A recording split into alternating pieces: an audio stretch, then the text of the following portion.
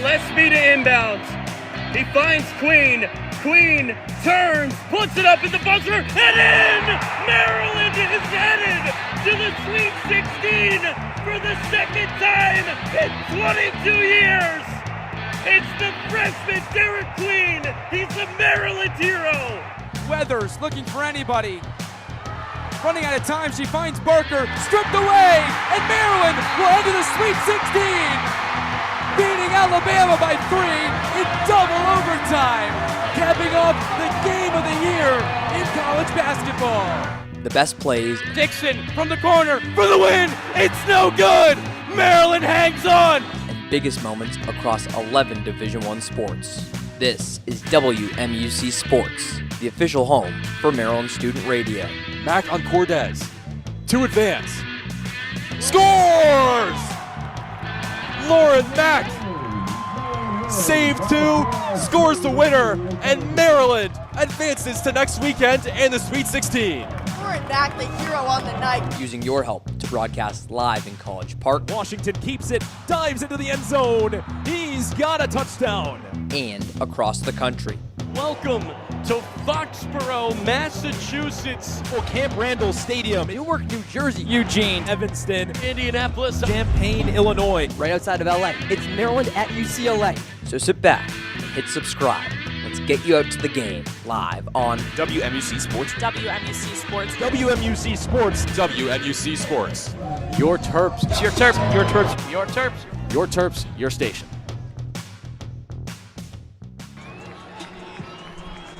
A few times every year, there's an opportunity, a chance to make history and write another chapter in a historic story.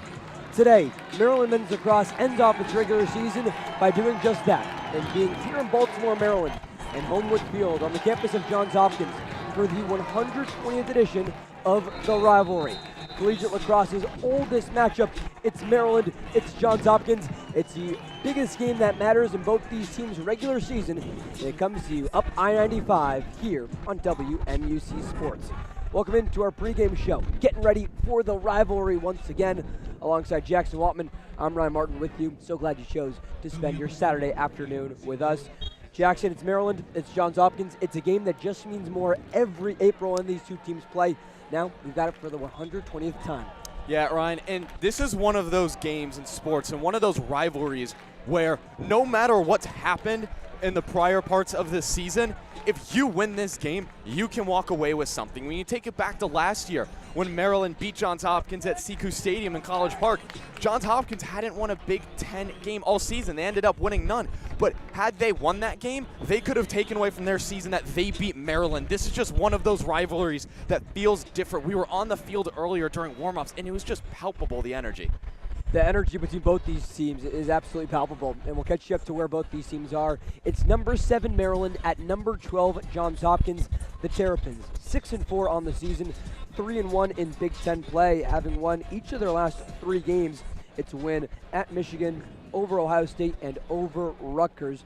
Meanwhile, Johns Hopkins comes into the rivalry 7-4 in the season, 2-2 in Big Ten play. Jackson, the biggest storyline, besides, of course, the 120th meeting of the rivalry, is the fact that the Terps have already claimed at least a share of the Big Ten title. They can win it outright by beating the Blue Jays today, or Johns Hopkins plays spoiler, and we have a 4-way tie. Everyone claims a share of the Big Ten. Yeah, there's a lot of postseason implications here today, Ryan. Obviously, you saw with a win, Maryland gets that sole spot, but if they lose, they go down to 3rd in the Big Ten and lose a bye. They absolutely do. We got the national anthem here at Homewood Field. We'll step aside less than 10 minutes away between the Terrapins and the Blue Jays, the 120th meeting of the rivalry.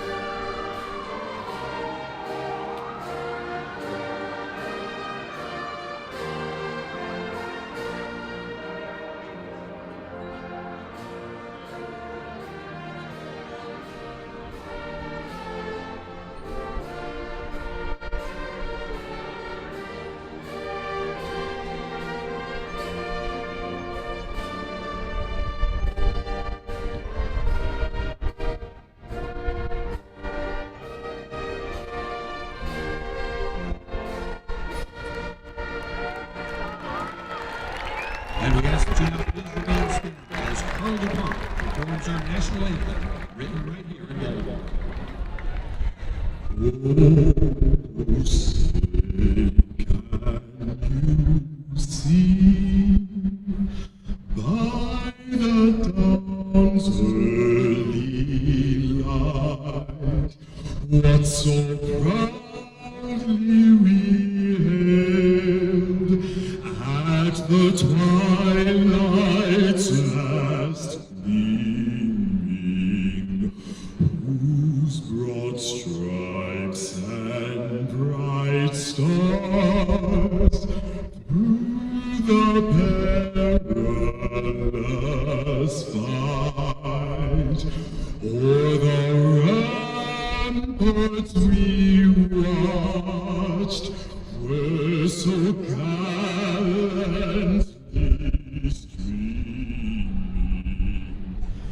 and the rockets' red glare, the bombs bursting in air, gave proof through the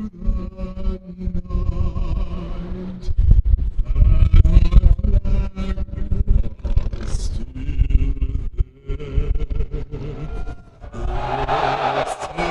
Stayed us that star-spangled banner yet waved o'er the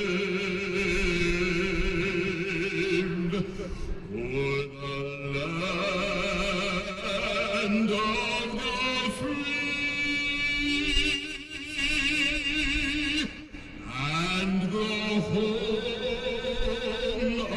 of the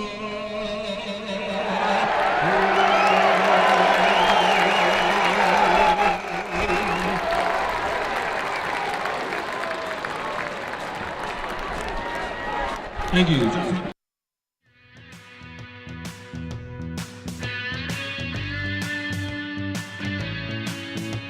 Gillespie to inbounds. He finds Queen. Queen turns, puts it up at the buzzer, and in! Maryland is headed to the Sweet 16 for the second time in 22 years. It's the freshman Derek Queen. He's the Maryland hero. Weathers looking for anybody. Running out of time, she finds Barker, stripped away, and Maryland will enter the Sweet 16, beating Alabama by 3 in double overtime, capping off the game of the year in college basketball. The best plays, Dixon from the corner for the win. It's no good. Maryland hangs on. and biggest moments across 11 Division I sports. This is WMUC Sports, the official home for Maryland Student Radio. Mack on Cortez. To advance.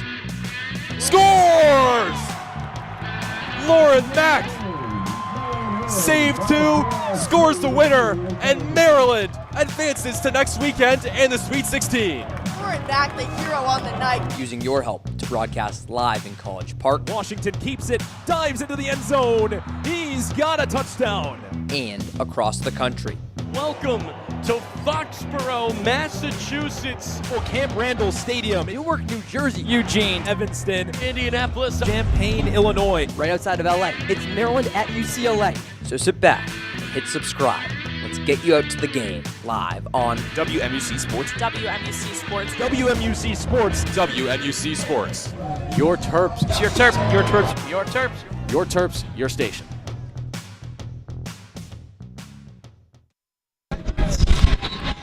At one of the most iconic venues in lacrosse, the sport's biggest collegiate rivalry writes a new chapter in its 120th edition.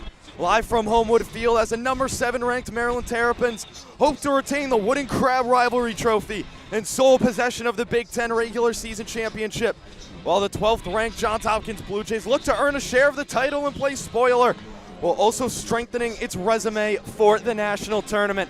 Happy to have you listening in from wherever you are here live on WMUC Sports. I'm Jack Wantman, my partner Ryan Martin. And Ryan, we were talking about on the pregame show, it does not get better than what we're about to see this afternoon. My friend, both of our first times at Homewood, and to be here for this game in particular, the 120th meeting of the rivalry, just means something more. This is what college sports and rivalries are all about. It's Maryland, it's Johns Hopkins, two teams that just separated by I-95, but despise each other.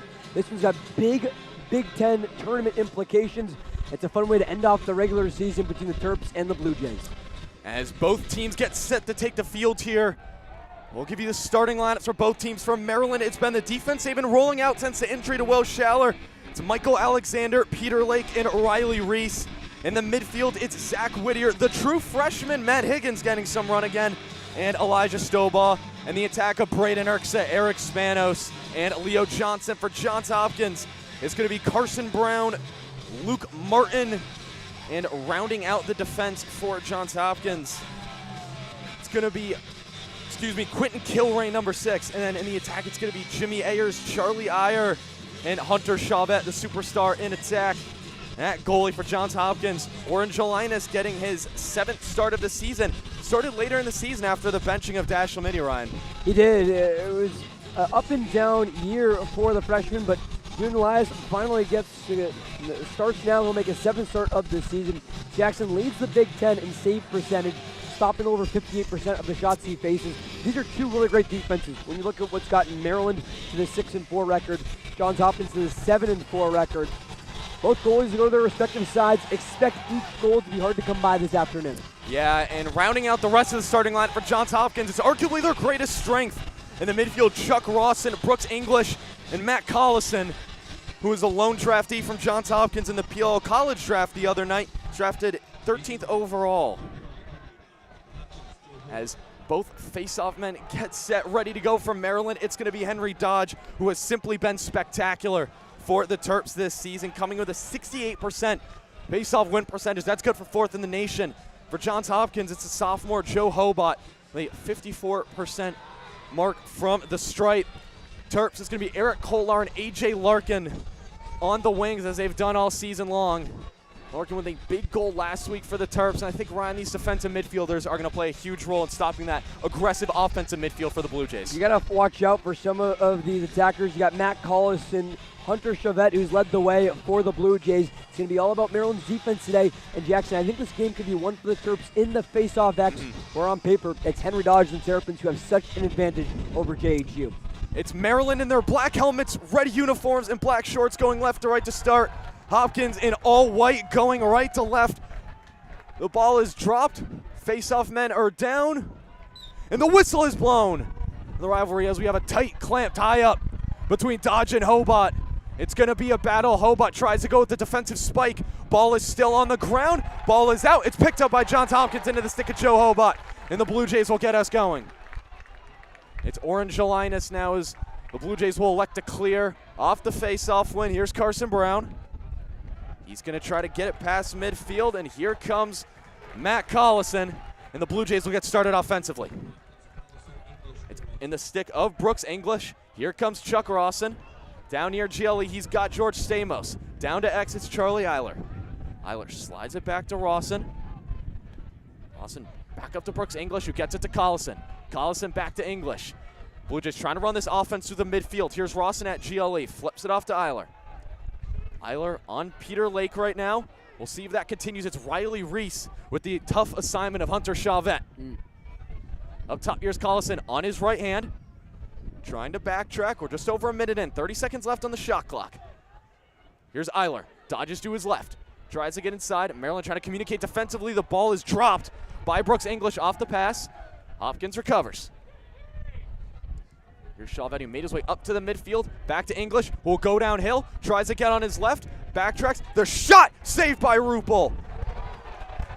That was from Chuck Rawson, but Ryan, that one did not go in the stick. I think it was caught between Rupel's legs there. Yeah, the senior goalkeeper, Brian Rupel, Catonsville native, has been so more comfortable and confident looking in the cage these last 3 games that Maryland's on this win streak. He stops the first shot he sees.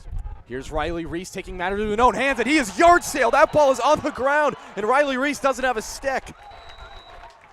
An excellent ride from Johns Hopkins, who will regain possession.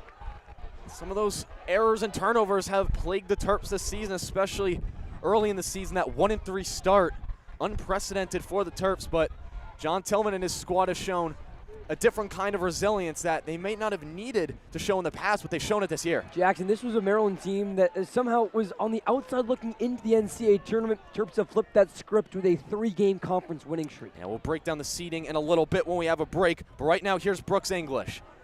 Eric Kolar's on him, here's Charlie Eiler. He's up top now, he's got Lake. Gets a screen on his left, sends it down to X. Under 40 seconds left on the shot clock. Here comes Chuck Rawson with it. On his left, slides it down to Brooks English. English on his right, he fires from far out, right into the net of Brian Ruppel. And here's Riley Reese again trying to start a clear. He's going to toss it back to Ruppel. Maryland hoping to get that offensive midfield in the game for the first time today. Ruppel's going to get it down to Reese, and we've seen Ruppel come out of his net quite often, Ryan, and he's going to cross midfield here. He's going to take it down and test to see how aggressive the Johns Hopkins offense will be to him. He's going to flip it off to Eric Spanos, and Maryland will get their first offensive possession of the game. Ruppel giving a couple head nods, understanding he's made 2 big saves less than 3 minutes into this game. Remember, Ruppel gave up just 2 goals in the 12-2 win over Rutgers on Saturday. About 3.5 minutes into this one. No goals yet. Here's Zach Whittier. Get down to X, here's Leo Johnson. Johnson, the long pass up to the true freshman Matt Higgins, who's found his way into the starting lineup on his left hand, thought about the shot, won't take it. Here's Eric Spanos, the number 1 for the Terps. Here's Stoba, gets inside the angle, the bounce shot off the ankle of Jelinas. Ball is on the ground. Stoba trying to pick it up, instead he gets knocked over by Carson Brown. Again, here's Johns Hopkins darting up the field as Luke Martin, he trips on his own feet. And he's gonna get it to Jelinas. Johns Hopkins will settle down, but some big plays defensively early on. Maryland hasn't able to get settled in offensively. No, they haven't, Jackson. A couple of possessions in. Terps just don't look comfortable offensively yet. Johns Hopkins has put on 2 shots, both stopped by the senior goalkeeper, Ruppel, but still Hopkins dominating possession, again, less than 5 minutes in. Here's Jamison Smith, the senior midfielder out of Bayport, New York. He's got Thomas Gravino, the short stick midi on him. Trey Fleece, the also coming in as the other shorty option. Here comes Smith on his right, cradling, slides it down to X. And that's where he'll find Jimmy Ayers, junior out of Massachusetts. Been a big part of the Hopkins offense this year and his whole career so far. Hopkins swinging it around now, just under 10.5 minutes left to go. The quick shot saved by Ruppel. Jamison Smith tested the senior, and Brian Ruppel with a strong showing early on as the Terps try to get across midfield. They will.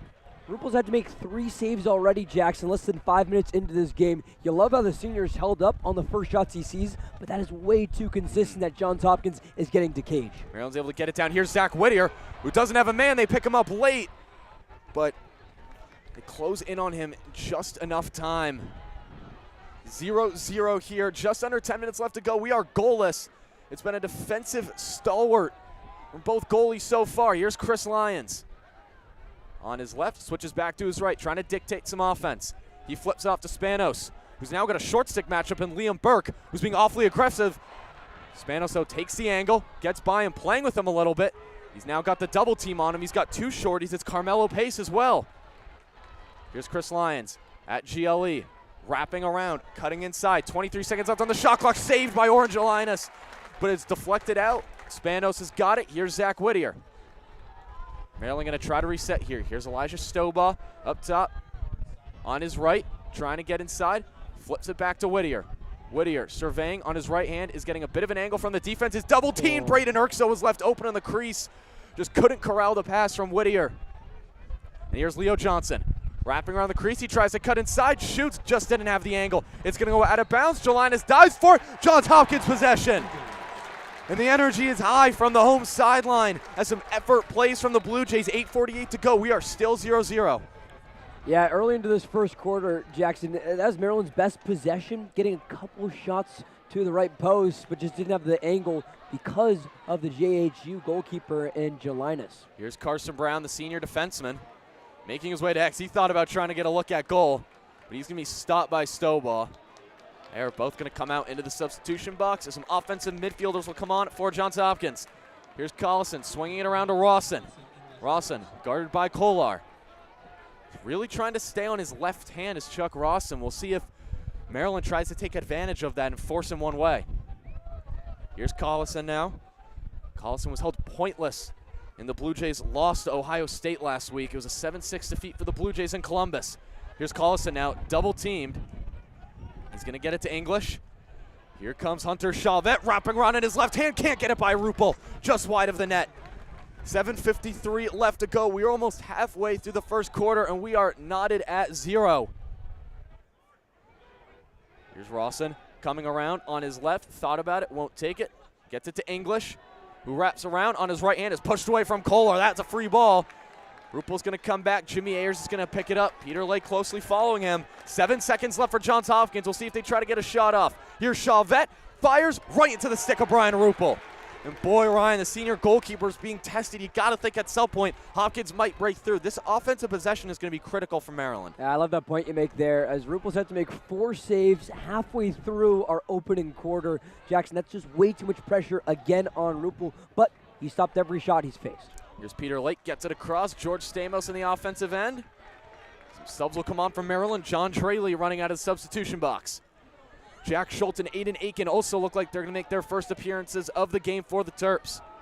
This midfield line had a strong showing last week against Rutgers, an all-around wire-to-wire win for Maryland, 12-2. Here's Aiken, Schultz, the long shot, the quick pass inside. Traley is swarmed. Ball is on the ground into the stick of Jelinas. It was the right idea from the sophomore midfielder, Jack Schultz. This Hopkins defense is just swarming as they are making their way down. Here's Tyler I.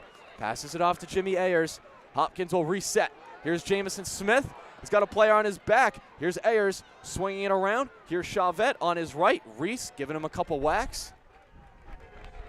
6.5 minutes left to play here in the first quarter on WMUC Sports.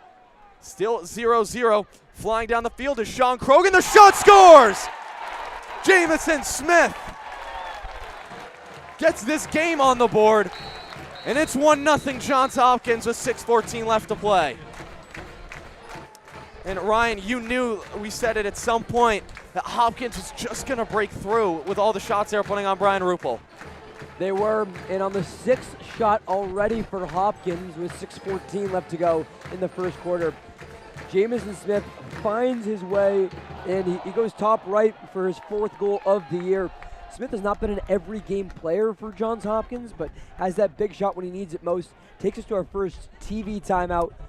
Johns Hopkins gets on the board first in this rivalry game. And both teams will talk it over here. We'll see if both teams try to settle it down a bit, pick up some of the early sloppiness we've seen so far. But even in a low-scoring affair, Ryan, this game is shaping up to be everything that this rivalry is known to be. We'll take a break with you here on WMUC Sports. Be back with you in a moment. Celebrating his 60th reunion this weekend, along with his wife, Jane Scott. Sandy and Jane have worked recently closely with the Lord's leadership on a transformative gift that will benefit the Blue Jay men's lacrosse program for generations to come. A die-hard Blue Jay fan since his days as an undergraduate, Sandy previously served the university in numerous ways, including leading the way for the establishment of the Class of 1966 scholarship. Now, Sandy and Jane have generously provided a gift to name the Johns Hopkins men's lacrosse head coaching position, which is now titled the Alexander Poole Head Coach of Men's Lacrosse. Please join us in a round of applause for Sandy and Jane. We are deeply indebted to both of you for your partnership and your support of Blue Jay men's lacrosse.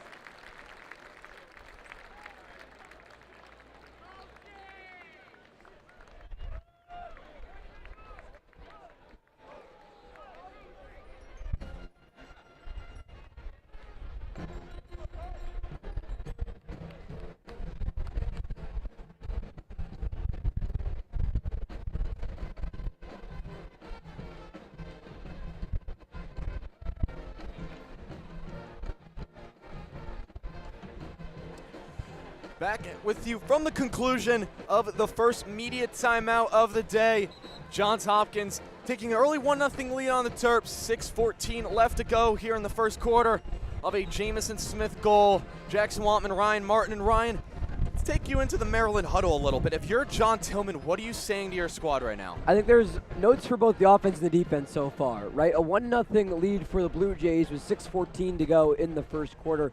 First of all, you got to be happy with the defense so far, I think. For Johns Hopkins finally to get that first goal after having 5 shots, 4 of them coming on goal previously. Rupel's been great, you just can't have him be tested that much. And then offensively, you need to put more pressure on Johns Hopkins and its goalkeeper in Jelinas. So far, Maryland's only had 1 real possession, missed a couple shots then. Back here, Henry Dodge and Joe Hobart out for the face-off. Whistle is blown, another tight clip from the 2, but Dodge is able to send it out, but the ground ball is picked up by number 18, Reese DeChico. And it's another face-off win for Hopkins, and we talked about it a lot earlier, Ryan. It's the strength of Maryland, kind of a weakness of Johns Hopkins, but the first 2 face-offs go to the Blue Jays, and they'll get started offensively. There's Matt Collison and Brooks English playing a little back and forth, that first midfield line as they get going. Collison now on his left, gets by Riley Reese. Here's Charlie Eiler, swinging it down to Jimmy Ayers. Here's Hunter Chavette. Back down to Ayers, who's serving as the ex-attackman right now. He's got Mike Alexander, wraps around the crease, the sidearm shot scores! And just like that, Hopkins have 2 goals in under a minute. 5.5 left to go in the first frame. And the Blue Jays hold a 2-0 lead over Maryland. That's Ayers' 17th goal of the season, and it was a good-looking one too, Ryan. It was. He just found the room working towards GLE, and for Hopkins now to have 2 goals in less than a minute span of gameplay, Jackson, you talk about the momentum and how it can be impactful in this game. At Homewood Field, in front of Blue Jays fans, that's a big 2-goal succession quickly for Johns Hopkins. Ayers able to get around the crease there with a backhand sidearm goal to extend the lead. It's now Jonah Carrier out at the stripe for the Terps, and he's been no easy task for opposing faceoff men. He's sitting right at about 55% this season. Referee blows the whistle, ball's out. It's a violation on Johns Hopkins. First faceoff win of the day from Maryland. Jonah Carrier will start it out for the Terps. And what's now proving to be a pretty critical offensive possession early on as that first offensive midfield line, second offensive midfield line, as Zach Whittier and Chris Lyons check in, along with Matt Higgins. Higgins will take it right out of the substitution box. On his right hand, dodges to his left. Trying to get downhill. He passes it off to Eric Spanos. 5 minutes left to play in the first quarter. Johns Hopkins holding a 2-0 lead. Here comes Maryland trying to get inside. Saved by Jelinas. Ball is out as a crease violation. And another clear opportunity for Johns Hopkins as here comes Jelinas. Approaching near midfield. He's going to pass it off to Carson Brown. Leo Johnson on him closely. He's going to cross midfield with Brown. Brown will dump it off to Jimmy Ayers. Johns Hopkins has an opportunity to make this one a 3-0 game. Here's Matt Collison. Collison on his left. Passes it off to Brooks English. See, Johns Hopkins likes to initiate their offense from the midfield. Here's Charlie Eier. Around GLE. Here's Collison to Chavette. Riley Reese gets around the screen. Chavette to English. Here's Chavette again. Making his way down, Chuck Rawson. He thought about the shot, won't try to get inside on George Stamos. Excellent defense from the graduate defensive midfielder. Here's Trevor Owens up top on Collison now. Trying to get downhill on his left. Thought about getting the angle inside, will instead pass it out, and it's a wild pass. Will it cross midfield? It does. There's a fight for it. Over and back, Maryland possession. Terps are going to be in transition here. And now the refs blow it dead, and Terps sideline not happy about that one. They thought they were going to get numbers. Maryland, especially during this 3-game winning streak, has had so many good possessions in that transition, catching a defense on its heels. Right there, the whistle kind of halts some of that momentum on the possession. About 3.5 minutes left to play in the first quarter. Here's Stobaugh, right at the Johns Hopkins logo beak. He's on his left. He's being shown right, thought about the shot on his left, instead is double teamed. Passes it out to Lyons. Lyons to Whittier, to his left, to his right, being hounded. Here's Chris Lyons. Gets inside on his right hand, passes it off to Braden Erks at X. Gets it to Zach Whittier. Whittier shoots, a great save by Jelinas. Whittier tried to go up top. It's going to stay with Maryland. A reset shot clock at 60 seconds. Erksa to Whittier, shoots, he scores on his left hand. A quick response from the Terps. Good awareness from Braden Erksa, picking the ball right out of the out-of-bounds line off the reset, and Zach Whittier was ready to go and shoot and he's able to convert for the Terps, Ryan. 3:12 to go. It's a 2-1 ball game. Yeah, Whittier found it again, his 9th goal of the season for a guy who, again, is trying to be a leader now. And Whittier, as a graduate midfielder, brings it in. I love the play, too, from Urksa. Quickly off the whistle, understand that those milliseconds matter, and leads to Maryland's first goal. A big goal for the Terps. A great save prior by Jelinas. It's Carrier and Carter Krizak.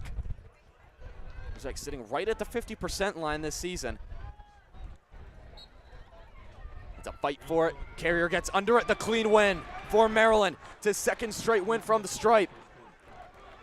Here's Leo Johnson with it now. Johnson on his left is going to find an outlet, and Spencer Ford couldn't get the ball to him, so instead he's going to flip it off to Jack Schultz. Here's Aiden Aiken now. Under 3 minutes left to play. Terps trying to tie this one up. Here's Aiden Aiken. Trying to find an outlet. Terps swinging it around. Spanos to Jack Schultz.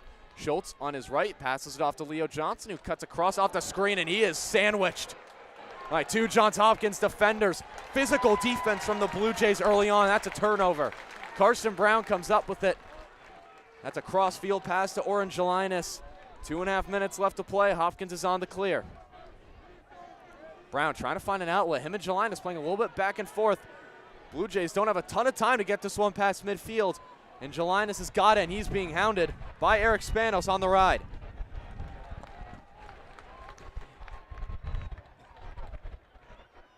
It's now Jimmy Ayers with it. He's got Michael Alexander on him. He's able to get by Alexander for his first goal of the game, the 2nd for Hopkins. We'll see if Peter Milliman decides to take advantage of that matchup. Head a man for Hopkins. Here's Sean Krogan. Krogan dodges to his left. Gets by Gravino. He's going to wrap around. Johns Hopkins in a little bit of transition right here. Here's Eric Sheeky, shoots, can't get it by Rupel. It's out of bounds. Jimmy Ayers will take it out of the end zone. Just over 90 seconds left to play. Hopkins has got 20 left to get a shot off. Blue Jays swinging it around here. Here's Krogan to Jamison Smith.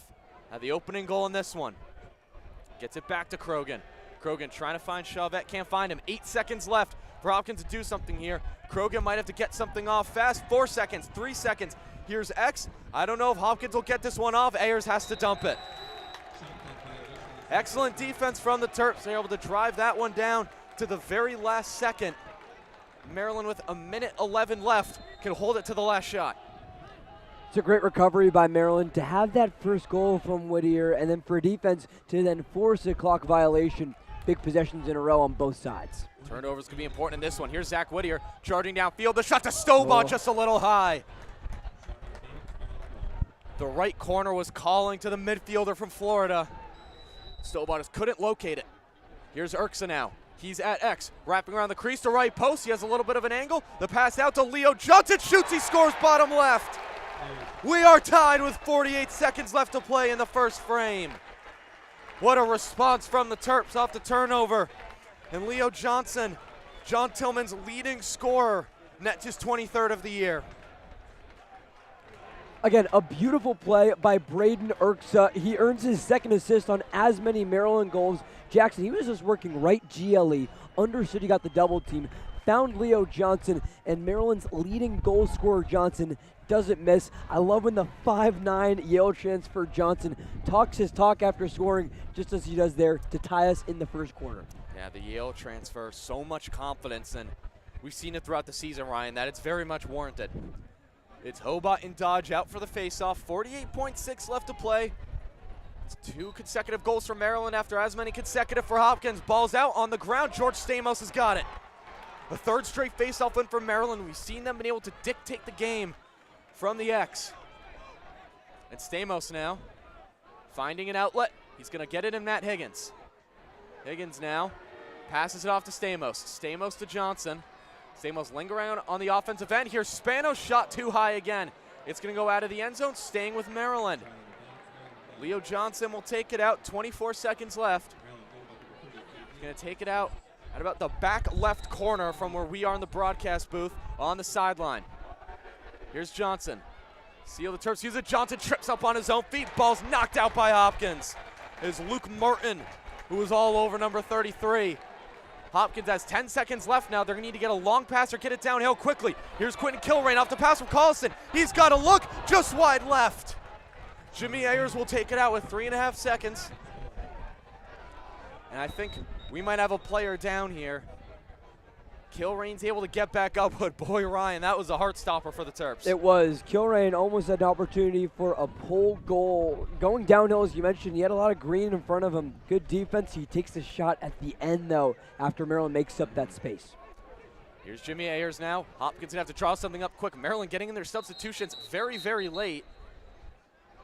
And it looks like both teams are going to go to the sidelines. A timeout was called. Yeah, John Tillman was halfway towards the crease, too. He was screaming at the officials, wanting to call that timeout, and he does with 3.5 seconds left to go in the first quarter.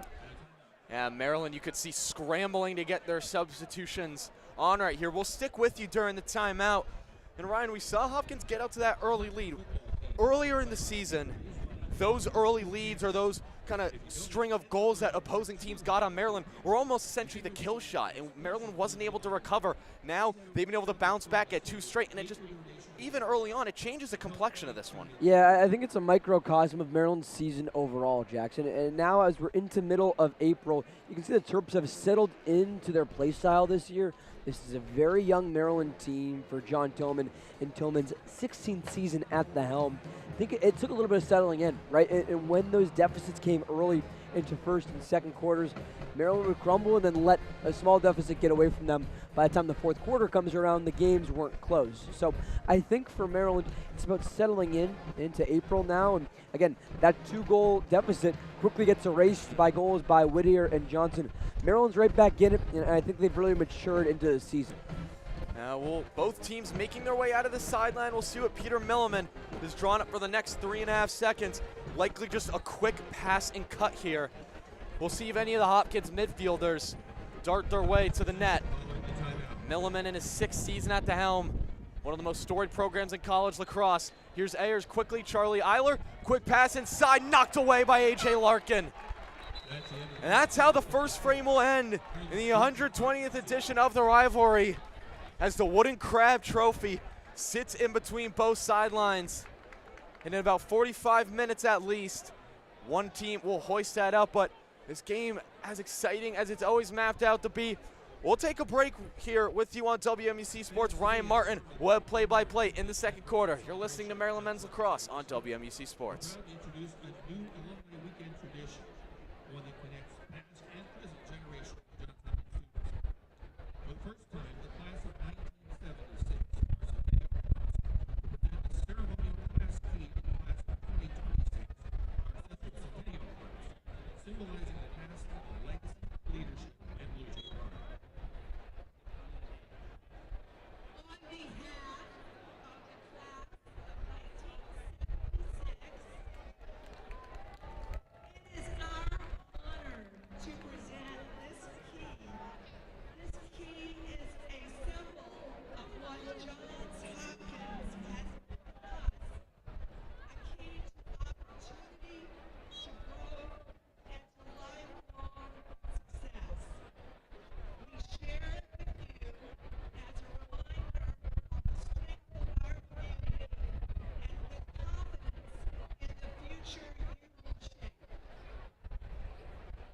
On behalf of the class of 2026, we are honored to receive this key and to be the first to carry this tradition forward.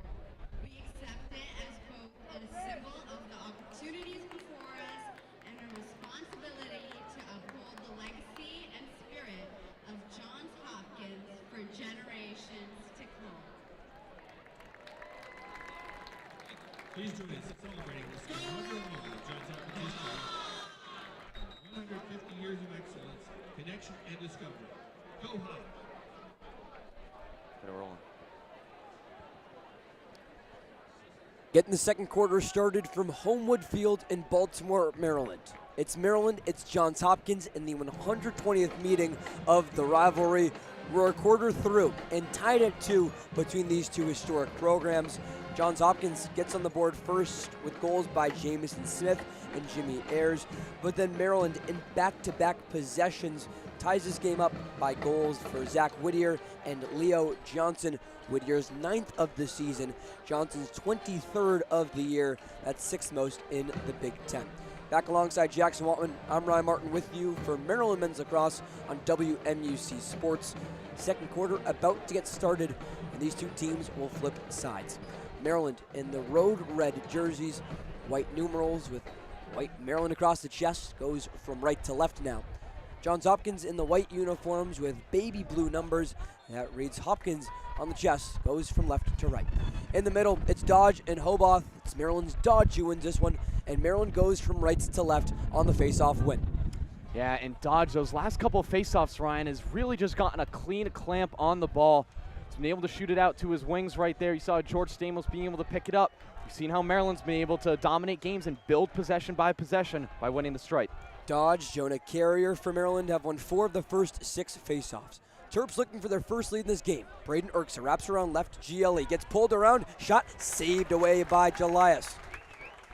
And June Elias comes up with his 5th save for Johns Hopkins. They take their first possession of the second quarter.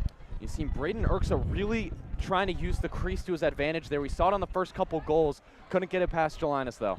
Rory Calhoun, pass right side. Quick shot for Johns Hopkins. It comes from Oboth, and it's out to the right. Closest one to it is Hopkins again. And Maryland's defensive communication needed to be a little bit better there. Hopkins had a solid look. Hopkins was up 2-0. Maryland scored back-to-back goals. We're tied at 2 a minute into the second quarter. Here comes Hopkins. Working with Chuck Rawson, pass left GLE. Shot to score, top right. Jimmy Ayers has his 2nd of the game, and it's 3-2 Johns Hopkins, less than a minute and a half into the second quarter. Yeah, and the defensive communication just all off there for the Terps. They committed to the slide too early and too many players, and they forgot about Ayers behind X. You could see he was just a little bit disoriented from the Terps defense, and it comes back to bite them right there. Those AJ Larkin and Eric Hollard just really got mixed up on the matchups, and it left a dangerous goal scorer open who made the Terps pay. Ayers has been one of the top goal scorers for Johns Hopkins all season. Now has his 18th of the year, 28th overall point for the midfielder from South Hamilton, New Jersey. He scores goals number 1 and 3 for Hopkins. They lead Maryland 3-2. 13:48 left to go until halftime. Back into the middle where Maryland's been good. Here's Carrier for the Terps and Hoboth for the Blue Jays. Goes past the crease and Carrier picks it up. It's a Maryland win at the X. Terps go from right to left, down by 1. Carrier still with it, works down into the attacking area. Defended closely by Johns Hopkins' Liam Burke. Burke will peel off, Carrier passes it back out to Spanos and gets some claps as Maryland sets up its attack. Yeah, Carrier did a really nice job finding his way through the field, getting to open space, finding an outlet in Spanos. Gives it to the teammate in Matt Hickens. Here comes the freshman from California. Works right GLA with Maryland trailing Johns Hopkins 3-2 early into the second quarter. Higgins gets the switch on defensively. Luke Martin defends him. He passed it over to Leo Johnson. Johnson right GLA. Back up top to Erksa. Shot bottom left. A bounce. And it goes past the end zone. Maryland's closest one to it with 36 on the shot clock. 11 shots apiece for either of these teams. It's a 3-2 Johns Hopkins lead 2 minutes into the second quarter. Here's Leo Johnson, left GLE. Passed over to Higgins. It's deflected and stolen away by the Blue Jays. Wind blows everywhere with the takeaway by Blue Jay defender Quentin Kilrain. Yeah, Kilrain's 7 caused turnovers coming into this one, and really nice job just getting his stick up, getting in the way of the passing lane. Kilrain's got his 2nd caused turnover today of the 3 for Johns Hopkins.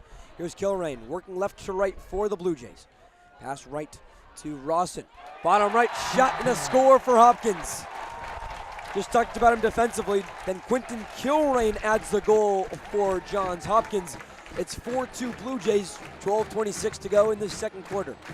Yeah, and early on, Ryan, this is looking like a game of runs. We've seen both teams each exchange 2-0 shifts, and I don't know if that's a game that Maryland can really afford to get themselves into just based on what we've seen this season. I think it'd be in Maryland's best interest to not let this game get to 5-2. I think a possession here is going to be really important for Maryland. And once again, this defensive communication off, giving Hopkins just enough time to get a good look off. Just the 2nd goal of the season for junior defender Quentin Kilrain. But here to end off the regular season, they've come in back-to-back games.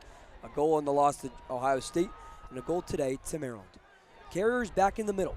He's joined there by, again, the face-off X-Man for Johns Hopkins with Carter Kryzak. Kryzak wins it for Hopkins, who leads Maryland 4-2. And Hopkins now really got to use the possessions after the face-off to the best of their ability. It's likely that Maryland's going to win this game at the stripe, so if you can really value those possessions that you get, I think that'll be really important for Hopkins. Here's Matt Collison, 7th most points per game in the Big Ten. He's a second-round draft pick by the Philadelphia Water Dogs. Passes left side. He's got a teammate in Brooks English. He's dispossessed and it's taken away by the goalkeeper, Ruppel. Scoop by Ruppel, and here comes Maryland right to left. It was Johns Hopkins who scored the first 2 goals in the game. Then Maryland responds with 2 of its own. Now the Blue Jays have scored 2 more to make it 4-2 for the hosts. Eric Kolar works in the middle for Maryland. Going from right to left, passes to George Stamos, right side. He cradles in his right hand, backs up as Maryland sets up its attack. And this midfield line has been the one that's initiated a lot of the offense for Maryland today. They're going to be really important. Zach Whittier playing a big part of this game. They might need him more today. Passes left side to Chris Lyons. Yale transfer works left GLE now. Defended quickly by Reese Duchiok. Lyons right behind Cage with Maryland down by 2. Spins right GLE, shoots bottom right. It's saved away by June Lias. June Lias' 6th save already. And here comes Hopkins up 4-2 over Maryland, less than 5 minutes into the second quarter. End to end, quickly, shot comes from Johns Hopkins, but Eric McDonald is off to the right. Blue Jays will keep possession. And they have all the momentum right now, Ryan, really trying to turn defense into Hopkins. They got defense to offense. They have the Terps on their toes right now. Hopkins up by 2, with it offensively, right side of the field. Pass way back to the midfield with Collison. Collison draws the assignment against Trace Davidson. Shot bottom left. It's another score for Johns Hopkins. 3 in a row for the Blue Jays. And Johns Hopkins up 5-2 over Maryland. Game high 3-goal lead. Take a look at that again. I believe it was. It was number 16 right there. Yeah, Collison. It was Collison. It was Collison on the quick pass left GLE. And Hopkins goes up by 3 early into the second quarter. Yeah, and Trace Davidson just giving him a little too much space right there. It's like in basketball. If you have a good 3-point shooter, sometimes they only need a step. And that's what Collison got on Davidson, and a beautiful bounce shot into the far bottom corner away from Ruppel, and some really well-executed goals from Johns Hopkins on these offensive possessions. Defensively, Maryland's really going to need to shore up. 5-2 Hopkins, 10:22 left to go in the second quarter. Top face-off man's back in the middle. Dodge for Maryland, Hobath for Hopkins, and Dodge wins it for the Terps, who go from right to left. Hopkins has scored 3 consecutive goals, and now a push right in front of the benches. John Tillman is animated right now on the turnover against Maryland. I think they called it they said Dodge went out of bounds there, Ryan. And now I think the refs are talking it over. Tillman can't believe it. He thought his guy was pushed on the near sideline. But regardless, really credit to Carter Kryzak and Carmelo Pace. When you're playing face-offs in lacrosse, one of the main things coaches tell you when you don't win the face-off, make the other guy's life a living hell. Really nice job by Kryzak, forcing Dodge out of bounds, not giving him anywhere to go, and potentially forcing a turnover. And that's been Hopkins' mindset this whole afternoon, it feels like, as the officials will talk it over. They'll fly the yellow flag out of the pocket. This one's going to go as a penalty, our first of the game against Hopkins. Yeah, and I don't know, we'll see the replay again to get a better look, but regardless, really nice job by Hopkins. Ryan, I think they're just playing with a lot more urgency than Maryland right now. I think the aggressiveness we've seen from Hopkins, especially defensively, has really translated onto the offensive end, where they've been able to work a lot of really nice possessions. Seen Jimmy Ayers have a phenomenal day. He's been able to work Michael Alexander really well. I think a good halftime talk is going to be really important for the Terps. Biggest thing right now, you got 10 minutes left. You can't let this one get any more away from you. It's an important figure on the right knee now on the sidelines. Hunter Chavette, team's leading goal scorer, with the penalty. Maryland's a man up right now. Terps going from right to left, trailing Johns Hopkins 5-2, 5 minutes into the second quarter. Terps left GLE with Braden Erksa, backs it up left wing with lines, straight away to Spanos. Right side, Stovall steps into one, saved by John Elias. Up for grabs, everyone was looking for it on the ground. And it's Leo Johnson who comes away with it. He's being attacked. And Stoba has it right GLE. Picks it up, touches it out, and it'll go out on the far sideline back to Hopkins. It's an unforced error for Maryland right there. Stoba had that ground ball with time. Hopkins up 5-2 over Maryland. 9:30 left to go in the first half. Here comes the Blue Jays from left to right, having scored the last 3 goals in this game.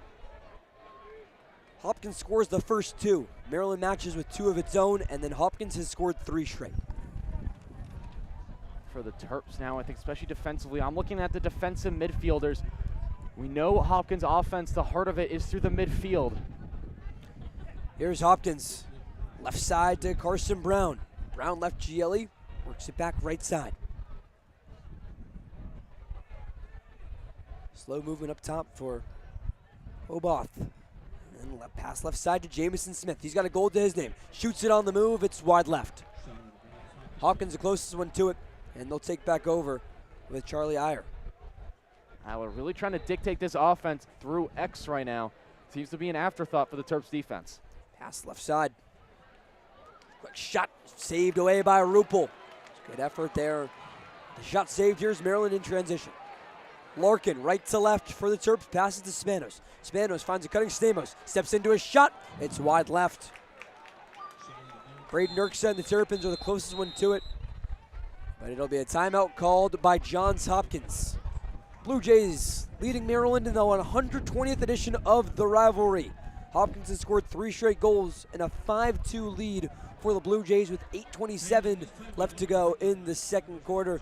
These two teams going back and forth as Hopkins has scored the 3 straight. We'll be back in just a moment. Over half of the second quarter still remains as you're listening to Maryland Men's Lacrosse here on WMUC Sports.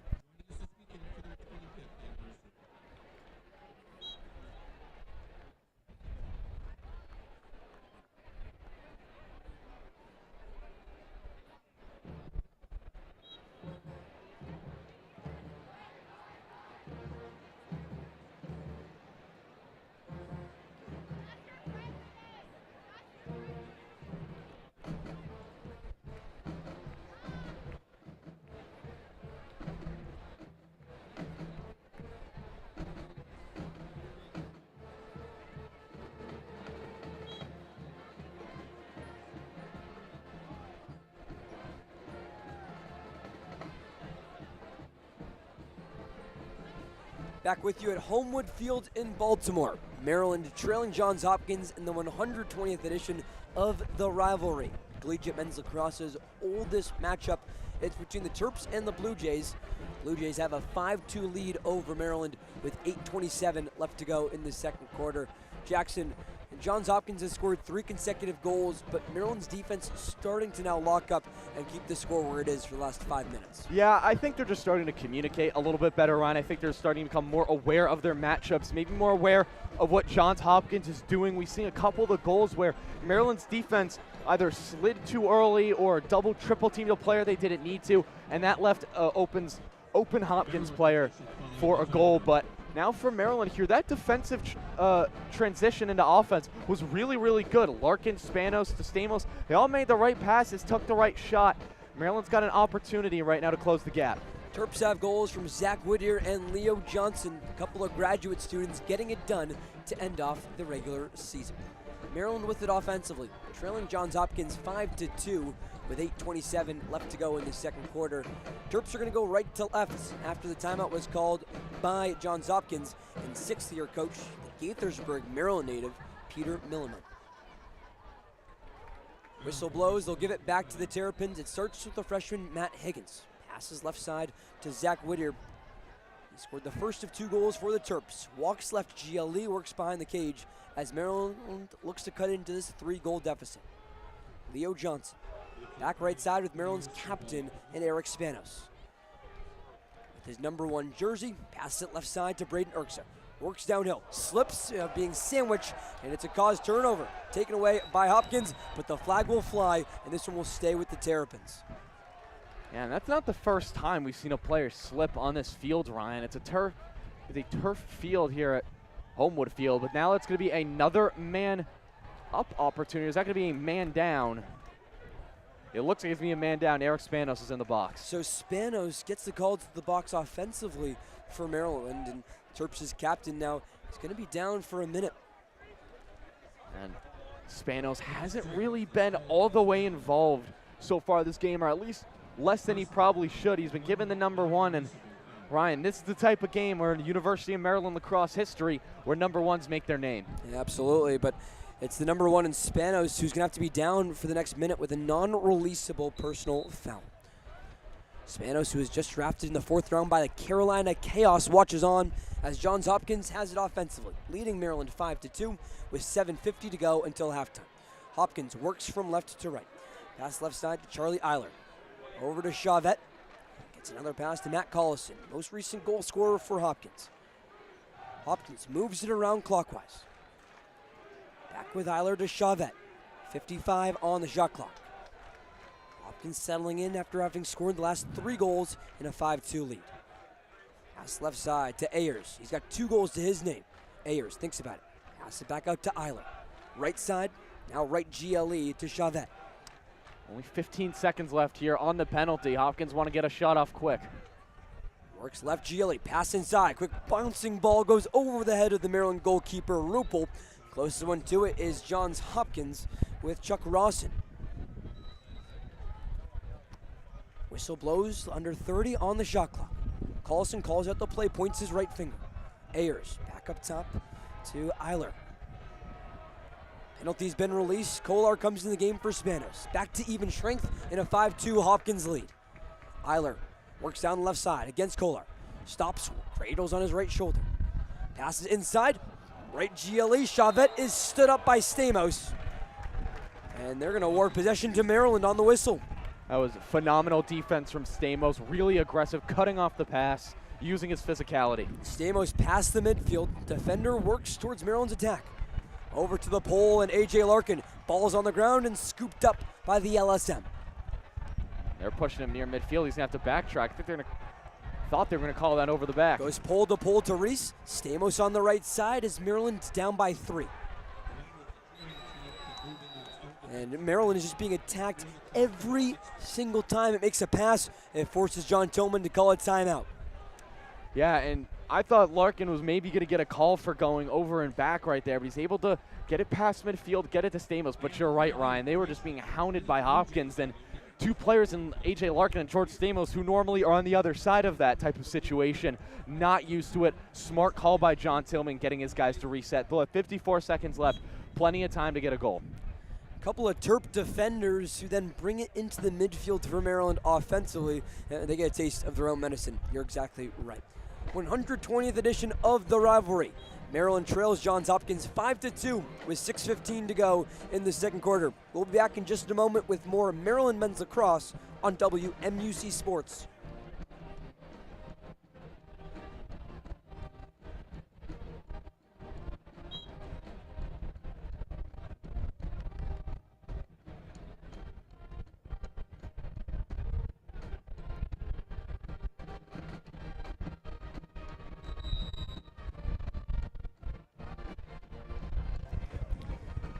And we're back with 6:15 to go in the second quarter.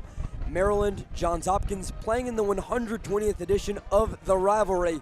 It comes to you here at the campus of Hopkins and Homewood Field. Terps trail the Blue Jays 5-2 over halfway through the second quarter. Hopkins has scored the last 3 goals. Maryland with it offensively has started to take more time of possession, but every pass is being led by a couple of hits from Hopkins defensively. Yeah, and I think that just means you have to be quicker with your passes, Ryan. If they know that Hopkins is going to be aggressive, use it against them. A lot of passing and cutting, set some screens, get the ball around quickly, find your attackman inside. I think Maryland offensively, if they play as fast as they did last week against Rutgers, I think they'll start to find a little more success. That was a 12-2 win for the Terps over the Scarlet Knights. Maryland's fewest goals conceded in a Big Ten game ever. 5-2 Hopkins, 6:13 to go in the second quarter. Maryland's offensively going from right to left. Terps working with John Draley. Pass left side to Spanos. Back to Draley. He works straight ahead. Spin move. Tries to bounce one in. It goes over the top of Jelias. Behind end zone, it's Urksa and Maryland who takes over.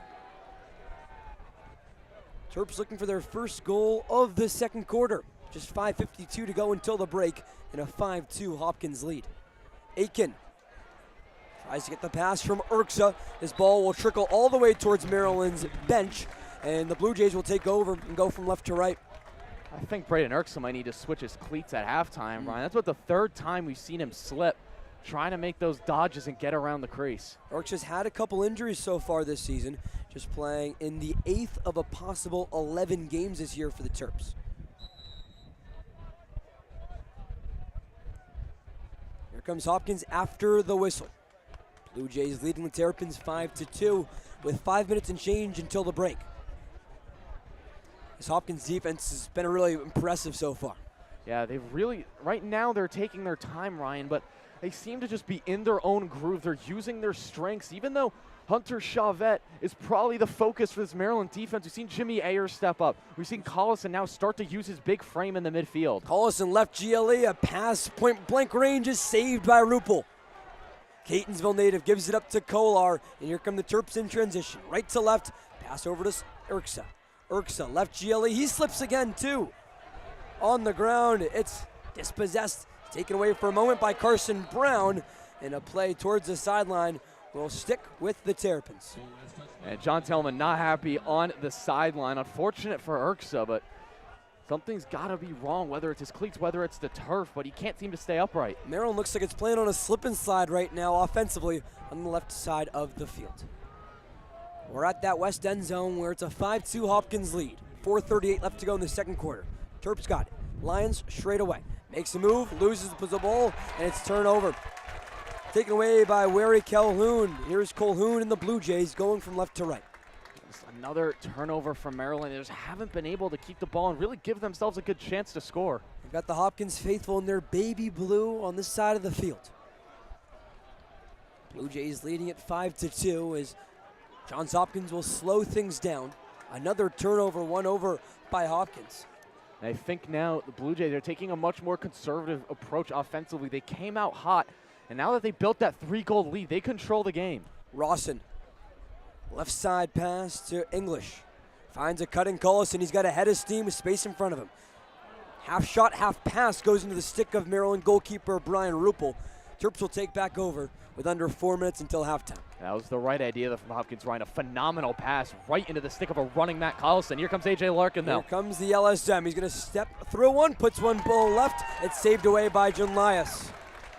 Each goalkeeper makes a save, and Jelias passes it up to his Hopkins teammate in English. And we know A.J. Larkin is a threat in transition. He got a goal last week against Rutgers. Nice job by Hopkins sliding and recovering to the ball.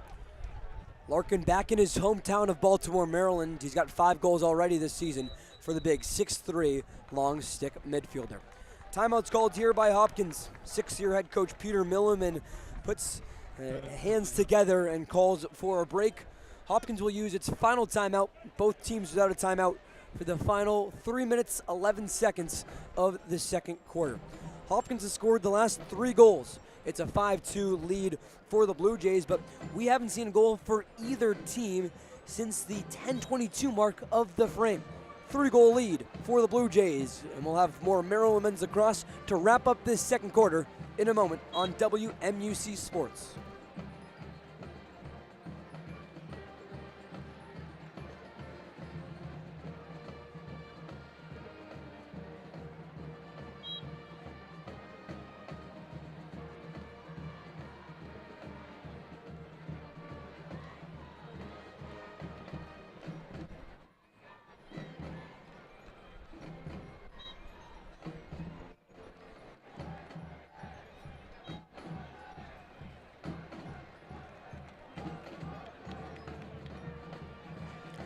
Maryland breaks its huddle on the near left side of the field.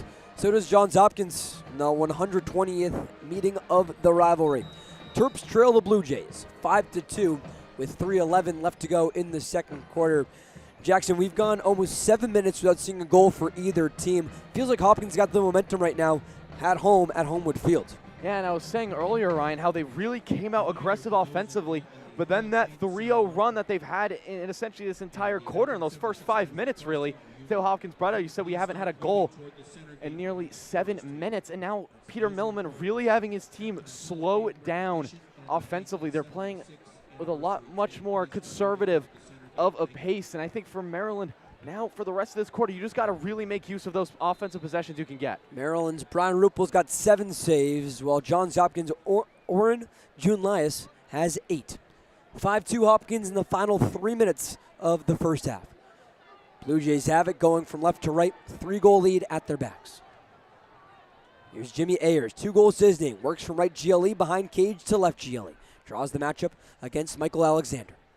Works it now right side. Goes to Chuck Rawson. Rawson gets past Stamos. Works it backwards though to Chavette. Chavette right side. Draws the matchup against Trevor Owens.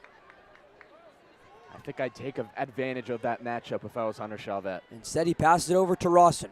Right GLE against Stamos. Now works it back to Chavette. He's got the LSM and Owens. But they work it clockwise. Goes up for a moment to English. Right side to Collison. 7 seconds on the shot clock. Collison, matchup against Owens. Has to put a shot off. Saved by Ruppel. Ruppel's got his 8th save, and here come the Terps from right to left. Eric Kolar looks to break into this 5-2 Hopkins lead. Yeah, in Maryland, really stringing together some good defensive possessions. Now the offense has got to do their part. Including with Eric Spanos. Spanos, Maryland's #1 wearer of the jersey and captain, still without a point. Pass back out to Elijah Stovall, who runs into this game. Works right side on the screen. A near yard sale right there from the Hopkins defense. He'll back up now in front of Johns Hopkins is Carson Brown. Pass to Higgins, and now left side to Whittier. Left GLE. Works it backwards, now right GLE to Johnson. They work it clockwise. Over to Stovall, and Higgins left side. Higgins, left GLE to Urksa. Finds a cutting Stovall. He's off of his stick, and Urksa picks up the loose change. Urksa with a head of steam, 25 on the shot clock. Over to Spanos, right side. Spanos, right GLE, works behind Cage. Draws the matchup against Calhoun. Now a double team comes, so he passes it over to Johnson. 10 seconds on the shot clock. Left side to Higgins, he shoots. It's off top post. Crossbar and out. And the loose ball, still up for grabs, but finally Reese DeCicchio gets to it for the Blue Jays. It's a phenomenal look from the true freshman Higgins. Unlucky to not get it converted. Final minute of the first half. Hopkins leads Maryland 5-2. Hopkins leads his overall series, and they'll have a lead going into halftime. I think Peter Milliman's really got to like what he's seen from this quarter, especially from his team. It's 5-2 Blue Jays. We haven't seen a goal in this game in over 10 minutes. Hopkins looking for one more shot. Shot clock is not a factor with 20 seconds on the second quarter clock. 3-goal lead for Hopkins, and Collison just cradles it slowly. Now works in right side cradle. Walks into one, his shot is wide left. And Hopkins the closest one to it, 7.9 seconds to go until the break. Really nice left to right dodge from Collison there. Eiler picks it up, final couple of seconds. Works right GLE, spins around, his behind the back shot is deflected by Ruppel. And with 7/10 of a second, Hopkins will pick it up. He'll just start it, and the first half whistle blows to a 5-2 Hopkins lead. The 120th edition of the rivalry has lived up to the billing through the first 30 minutes of play. Hopkins scores the first 2 goals. Maryland responds with a pair of its own, but Hopkins closes the first half on a 3-goal run. The Blue Jays scored the only 3 goals in the second quarter to take a 5-2 lead into the break. Yeah, and Hopkins really dominated the first few minutes of that second quarter, just really getting the looks that they wanted to offensively, but much credit to Brian Ruppel and this Maryland defense, Ryan. They really found a way to work against the many attacking pieces of this Johns Hopkins offense, but the Maryland offense is just sort of showing remnants of what we saw earlier in the season, where the only words I could think of to describe it was kind of lethargic. I think they just haven't really found the right guy yet. You know, we saw a couple of those nice goals early on, but they just haven't really found a way to settle in offensively. One, because of the Johns Hopkins defense, who are swarming to the ball every time. And then also those unforced errors and the turnovers, Ryan, that have plagued the Terps through a lot of their losses. They certainly have. We can highlight the goalkeepers for a moment as we send it to halftime here. It's first Maryland's Brian Rupel, who's made 8 of a possible 13 saves, and then Oren June-Lias, the goalkeeper, just a sophomore for Peter Milliman and the Blue Jays. He's made 8 of a possible 10 saves for a guy who's had 11-plus saves in each of the last 3 games. Your goal scorers so far for Johns Hopkins, they've gotten the production from Jimmy Ayers. He's got 2 of Hopkins' 5.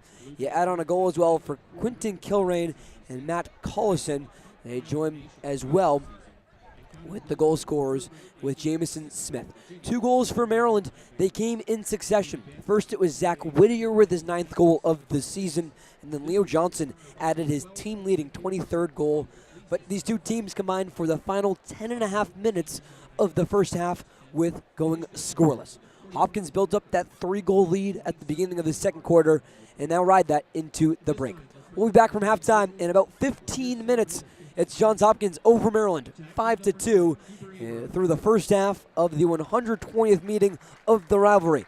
It's always Maryland men's lacrosse's biggest game of the regular season, and we'll have the second half for you coming up next on WMUC Sports.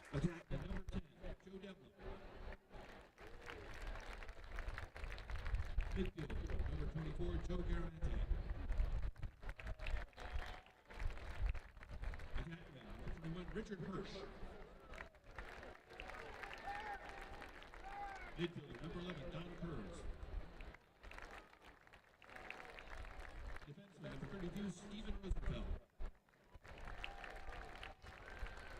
And midfielder, number 41, Don Zimmerman. Please join us in a round of applause for the Rose of the 1976 Johns Hopkins men's lacrosse team celebrating their 50th anniversary. And while we prepare for the Hall of Fame announcement, we'd also like to invite kids who would like to high five the Blue Jays. Make your way now to the Blue Jay runway that's right outside the Portage Lacrosse Center. Cheer on the Jays when they take on the field for the second half. That's the Blue Jay runway.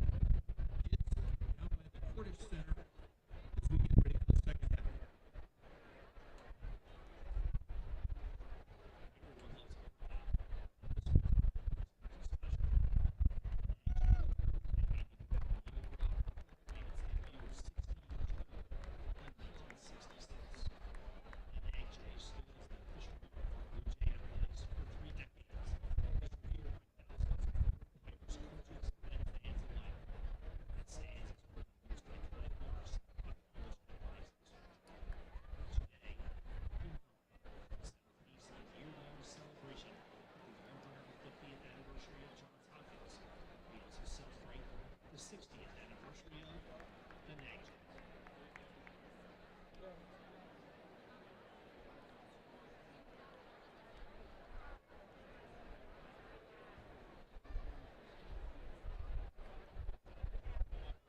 Once again, we ask that you direct your attention to the area in front of the scores table for a brief recognition.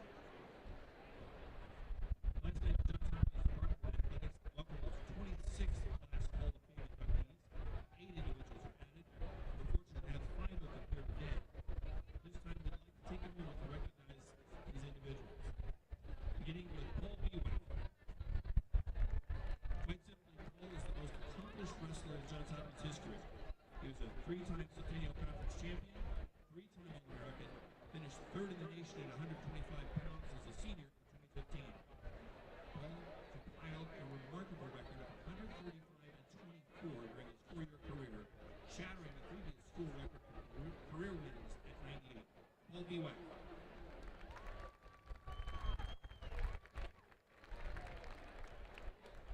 Ann Gervin. Ann Gervin finished her 4-year swimming career as one of the most decorated performers in program history. She earned all-around honors at the NCAA championships and school record 27 times, with the first team honors 14 times. She also won 13 conference titles and helped Johns Hopkins to 4 consecutive top 10 finishes at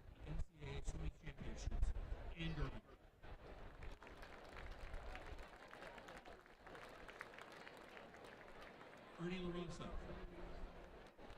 Ernie has served as Director of Athletic Communications here at Hopkins since 1997, making him the longest tenured current member of the athletic staff. He oversees a comprehensive communications effort that showcases Hopkins' 24 varsity athletic programs and more than 650 student athletes on the web, on social media, and through an extensive streaming presence. Ernie LaRosa.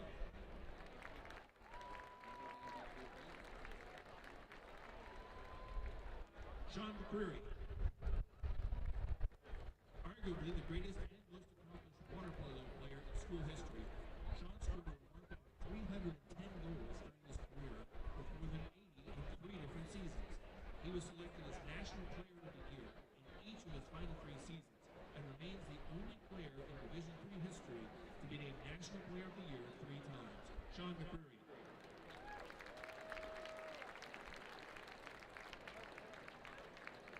Bill Nolan. A standout two-sport athlete right here at Hopkins Field, Bill was Johns Hopkins' career leader in touchdown receptions in football and earned All-American honors as both an attacker and a midfielder in lacrosse. More than 50 years after graduating, he remains the last Blue Jay lacrosse player to earn All-American honors at 2 different positions, and he helped guide the Blue Jays to their first NCAA title as a senior in 1974. Bill Nolan. Unable to be here today, but also being inducted last night were Taylor Morgan, played women's lacrosse. David Maldau, a standout men's tennis player, and Annie Monagle, 2-time national champion in women's cross country. Please join us in a round of applause for the newest members of the Johns Hopkins Athletic Hall of Fame.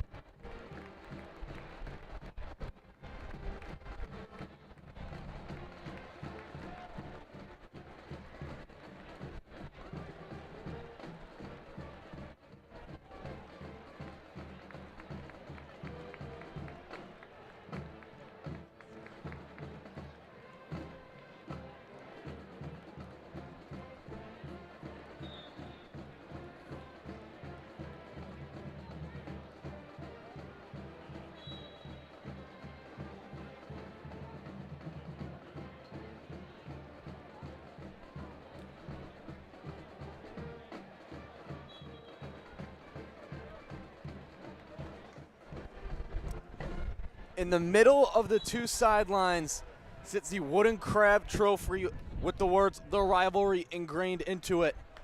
And by the end of this second half, that trophy will either go left or right as Johns Hopkins opens the second half with a 5-2 lead over Maryland in the 120th edition of The Rivalry. Here from Homewood Field, Jackson Wantman, my partner Ryan Martin. And Ryan, goalie play was really the story of the first 30 minutes. Yeah, both sides, Jackson, got a really impressive second quarter from their goalkeepers. Let's start with the man in the cage for the Terrapins. The senior out of Catonsville, Maryland, in Brian Ruppel. He was really good. I think you're going to take this first half of play if you are John Tillman. He gives up 5 goals but makes 8 saves, so goes 8 for 13 on shots that he faces. It wasn't the same than what we saw for Johns Hopkins, but especially early on where Ruppel faced those 4 shots within the first 5 minutes was certainly a lot. For the Blue Jays, Oren Junlinus, the sophomore out of Waltham, Massachusetts, was exceptional in that first half. Gives up just 2 goals on 10 shots that he faces. This has been a first half, Jackson, where it looked like Hopkins wanted it more than Maryland. Aggressive on defense, causing turnovers, which right now is going well in the Blue Jays' favor of having more caused turnovers than Maryland. And right now, it starts the goalie play because we went the final 10 minutes of that second quarter without a goal for either team. Hopkins just looks like they're being a little bit more aggressive. Yeah, Maryland defensively was able to build a couple possessions together, but I think you really hit the nail on the head there, Ryan. Hopkins just, you're right, they seem to want it more. I think I was trying to put it in a different way, but I think that's really the only way you could speak on it. They're playing more aggressive. I think the effort's been a bit more there. They're running to the ball more. The tenacity they're playing with is just at another level, but it's certainly a level that Maryland can get to, and I don't think it's crazy to say that's something John Tillman probably drilled into his team in the locker room. Yeah, overall, I think that's a big reason why Tillman would probably be having a focal point of that halftime conversation, as you mentioned. Terps have been good on faceoffs, winning 2/3 of them, 6 of the 9 so far, but Maryland has 8 turnovers to Johns Hopkins 4. The Blue Jays have caused 5 turnovers, just the 1 that the Terps have caused so far. Can't happen in the rivalry. Both teams back out onto the field, ready to go. It's Maryland going left to right in the second half. Hopkins going right to left. It's Henry Dodge and Joe Hobart at the stripe. Like you said, Ryan, Maryland has dominated the X today, as they've done for a fair amount of their matchups this season. Henry Dodge has been such an impactful transfer piece for the Terps. And he's going to look to get the Terps possession. I think that's going to be a really big key to the second half here, Ryan. If they can just keep stringing together possessions and offensively, you can put a couple through the back of the net, get the ball right back. Yeah, overall, you want to see Maryland have more than 10 shots on goal at this point in the game. So you're right. I think there is points that worked out for the Terps to try to put together a couple of good possessions, get good shots on. So Henry Dodge and Joe Hobart back out at the stripe, getting set and ready to go. Referee inspects the 6, blows the whistle, a tight clamp at the stripe, ball's out. Both guys are fighting for it, and it's into the stick of Johns Hopkins. It's Reese DeChico comes up with it, and Hopkins will get started. Here's Jimmy Ayers. Didn't start the game, but he's starting the second half right now. It's Hunter Chavette and Charlie Eiler accompanying him in attack. Long pass up top. Here's Chuck Rawson. Matt Collison also coming on. Rawson on his left. Terps get set now, flying down the field. Here's the pass to Brooks English. Passes it off to Collison. Johns Hopkins has slowed down the pace offensively since about the middle of the second quarter after they jumped out to that early lead. Here's English on his right. Collison swinging it around to Chavette. Changes to his right, changes to his left, swings it back to Collison. Collison to English. English now wrapping around on his right hand. The quick pass inside, deflected off the stick of Rawson. There's a fight for it. Riley Reese comes up with it. A minute in, and Maryland, if they can get this clear across, will have their first offensive possession of the game. Yeah, I think there was a miscommunication between Chavette and Rawson for Hopkins. They both thought the pass was going to them, and then it ends up going to neither of them. Here's Michael Alexander crossing midfield with a little bit of room. The pass to Larkin. Larkin gets inside, he scores! Pull-to-pull action. And it's a 2-goal game. A.J. Larkin, his second straight game with a goal. It's a 5-3 ball game, 13:38 left to go in the third quarter. And boy, that's exactly the start Maryland needed here, Ryan. Yeah, when you look at what's happened across those first and second quarters, Jackson, Hopkins scored first to open up both frames. So now Maryland responds in the third quarter with A.J. Larkin, who's back home in Baltimore, having his 6th goal of the season. The long stick midi has just been so confident with having some of those pull shots, and it leads to a pull goal and a now 5-3 Hopkins lead. He's so dangerous in transition, and boy, does this team get hyped. When number 26 puts it through the net, it's a win for Joe Hobart. He gets the clamp out and into the stick of Tyler I. Johns Hopkins gets possession back now. Here's Chavette. It was defense into offense for the Terps' first goal of the half. Let's see if they can keep it up. Here's Jamison Smith, who scored the opener in this one. He gets it to Eric Schick. Schick had a goal last week against Ohio State. He's down to left GLE. To Jimmy Ayers behind X. Gets it out to Charlie Eiler. Up top, here's number 17, Sean Krogan, the Lexington, Massachusetts native. Charlie Eiler, right to left dodge. Tries to get inside, passes it off to X. Ayers, quick to Sheik. He had Brian Ruppel dead to rights, but can't come up with the pass. Here's Trey Fleece on his right hand. Trying to get by Krogan. He's able to spin by, he crosses midfield. The Terps get a possession, and boy, Ryan, did the Terps dodge a massive bullet there. Yeah, Sheik was face-to-face with Ruppel, just couldn't take the pass in. And if he did, Jackson, there's a 95% chance this is now a 6-3 Hopkins lead. Instead, the pass is off, and it's just a 5-3 Blue Jay advantage. It's another opportunity for the Terps. Here's Zach Whittier now, making his way down to right GLE from the perspective of the Hopkins defense. Here's Elijah Stova, thought about the long shot, instead won't take it. He's gonna get it to Leo Johnson now, who's at X. On his right, gets a screen from Whittier. Johnson surveying the offense. On his right, wraps around near up top. Here's Elijah Stowball with it. Back to Johnson, 12 minutes left to play. In the third quarter, Johnson, the quick pass to Higgins, who's dropped to the ground by Quentin Kilrain, who's had a phenomenal day defensively and offensively with a goal. Hopkins regains possession. Here's Carson Brown. He's gonna cross the Hopkins logo. Running down on his left hand, cradling, is gonna find his way. Almost found his way to X. He's gonna pass it out. Here's Eiler with a lot of aggressiveness from the Terps so far. Michael Alexander's got the matchup on him. It's Peter Lake on Jimmy Ayers. Here's Matt Collison. He's got George Stamos. And once again, Collison's gonna reset. Thought about the shot, trying to get the Terps back on their toes. Caught them off guard a little bit there. 40 seconds left on the shot clock. Here's Brooks English. Gets it to Ayers at X. Ayers left to right. On his right hand, trying to wrap around GLE. Here's Chavette with it. On his right. Thought about it, won't take it. He's guarded by Reese. And Hopkins now 20 seconds left on the shot clock. Under 11 minutes left to play. Trying to find something. Here's Collison, thought about the shot using his frame. Shot goes too high, out of bounds. Gonna stay with Hopkins. Left 13 seconds here, Ryan. They will, and Hopkins just winding down this possession. Maryland's doing a nice job defensively. Here's Ayers, has a step on Alexander. The quick pass to Chuck Ross, and shot goes wide right. 5 seconds left. We'll see if Hopkins tries to get a shot off here. And they're gonna start them from the back corner. Yes, they will. Here's Brooks English, tries to get a pass inside, can't find anyone. Pass goes awry, it's a turnover. A shot clock violation, an excellent possession from the Terps. Yeah, you needed that for Maryland to force the shot clock violation after the Larkin goal. Terps haven't won a faceoff yet here in the second half, Jackson, but for you to go goal scored and then shot clock violation does the same to build momentum and start stacking possessions. Here's Whittier. On his left, switches to his right.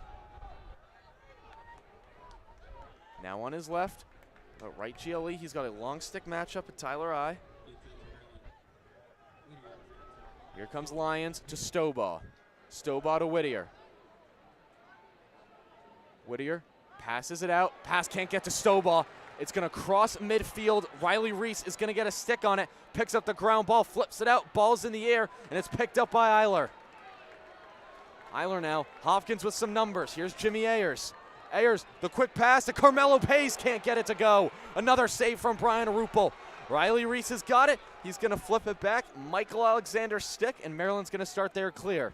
Beautifully done by Maryland. And right, a little bit of an announcer's jinx there from Ryan as Peter Lake cannot corral the pass.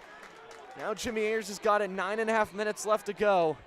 And a little bit of a mulligan here for Johns Hopkins. They're going to get a free possession off the turnover. Yeah, Hopkins had a 5-on-4 break, Jackson, that Maryland has mentioned. Did a really nice job to defend. Immediately, a couple passes later, though, after the turnover, it's back with Hopkins at even strength. Here's Jamison Smith. Thought he had a step on Gravino. Instead, he's going to pass to a cutting Eric Chick. Thought about the shot. Won't take it this time. Now on his right, gets an angle, shot wide left.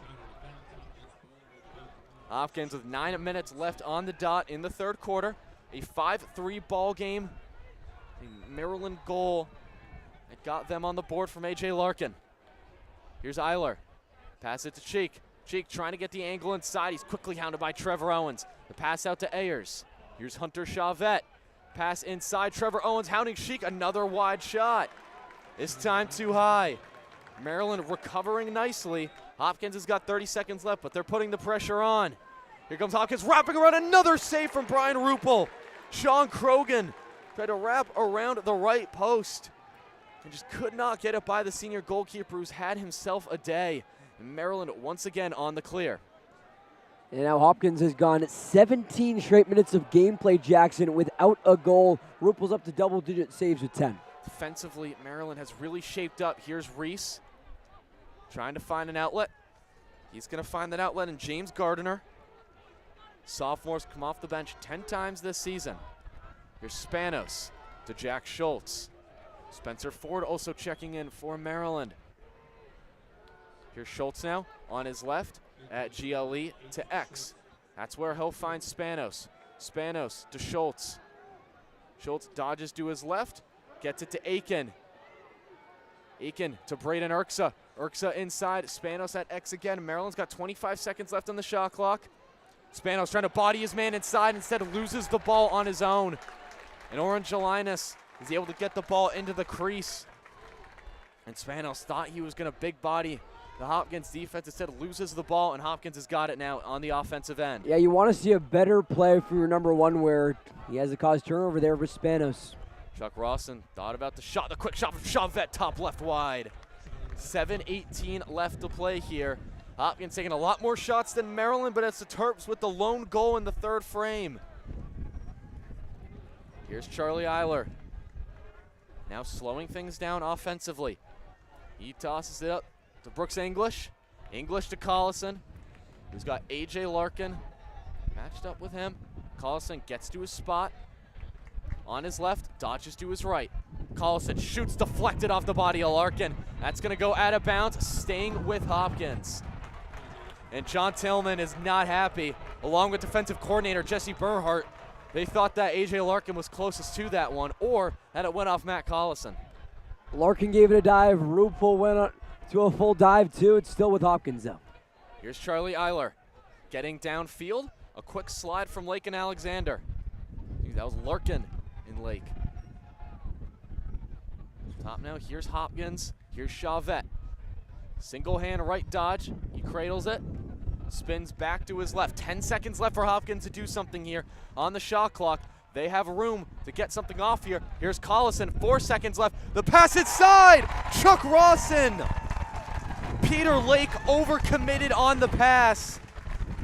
And the junior midfielder out of Burlington, Ontario, Canada, gets Hopkins on the board for the first time in the second half. It's a 6-3 ball game. And that is not what John Tillman wants to see. It felt like Maryland had all the momentum, but at the last moment, Peter Lake just overcommits, tried to intercept the pass. And going into our first media timeout, it's Hopkins with a 6-3 lead over Maryland. 6:17 left to play here. And it's shaping up to be an exciting one here from Homewood Field. We'll be back with you in a moment on WMUC Sports.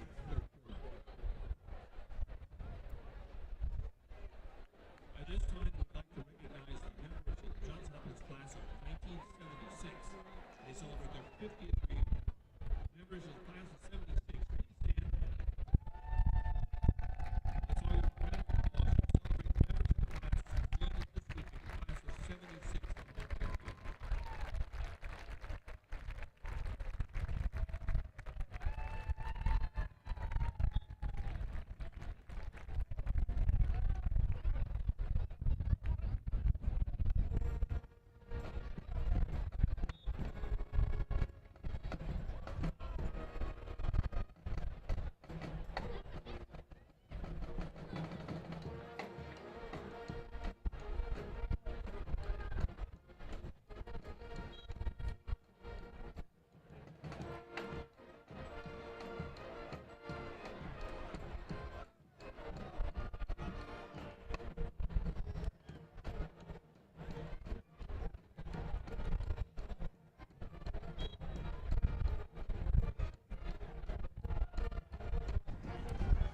We're at the conclusion of the first media timeout of the second half. 6 minutes, 17 seconds left to go here in the third quarter from Homewood Field.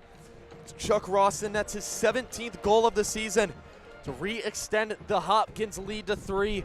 It's a 6-3 ball game. A goal from H.A. Larkin earlier in the quarter. Hopkins was able to answer at the very end of the shot clock. And what's been a really nice quarter from Maryland, Ryan. It's a shame that they just weren't able to hold it for the last 2 seconds and keep their momentum going. Yeah, they've held Johns Hopkins scoreless for almost 20 minutes of gameplay, but it felt like Hopkins, like it was doing in that first quarter, just kept knocking on the door. Here they break through to go back up by 3. It's Jonah Carrier out for the faceoff from Maryland. Hobart for the Blue Jays. Whistle is blown. Carrier wins the clamp. Ball's out on the ground. It's past midfield. It's scooped up by Trey Fleece. Trey Fleece is immediately hounded by Jimmy Ayers and Reese DeChico, but he's able to get it to Michael Alexander and Brian Ruppel, who's got it in his stick near midfield. Lost the pass to Matt Higgins. And Maryland is on the offensive clear. Higgins takes it to right GLE. Now makes his way to X. Dodges to his left.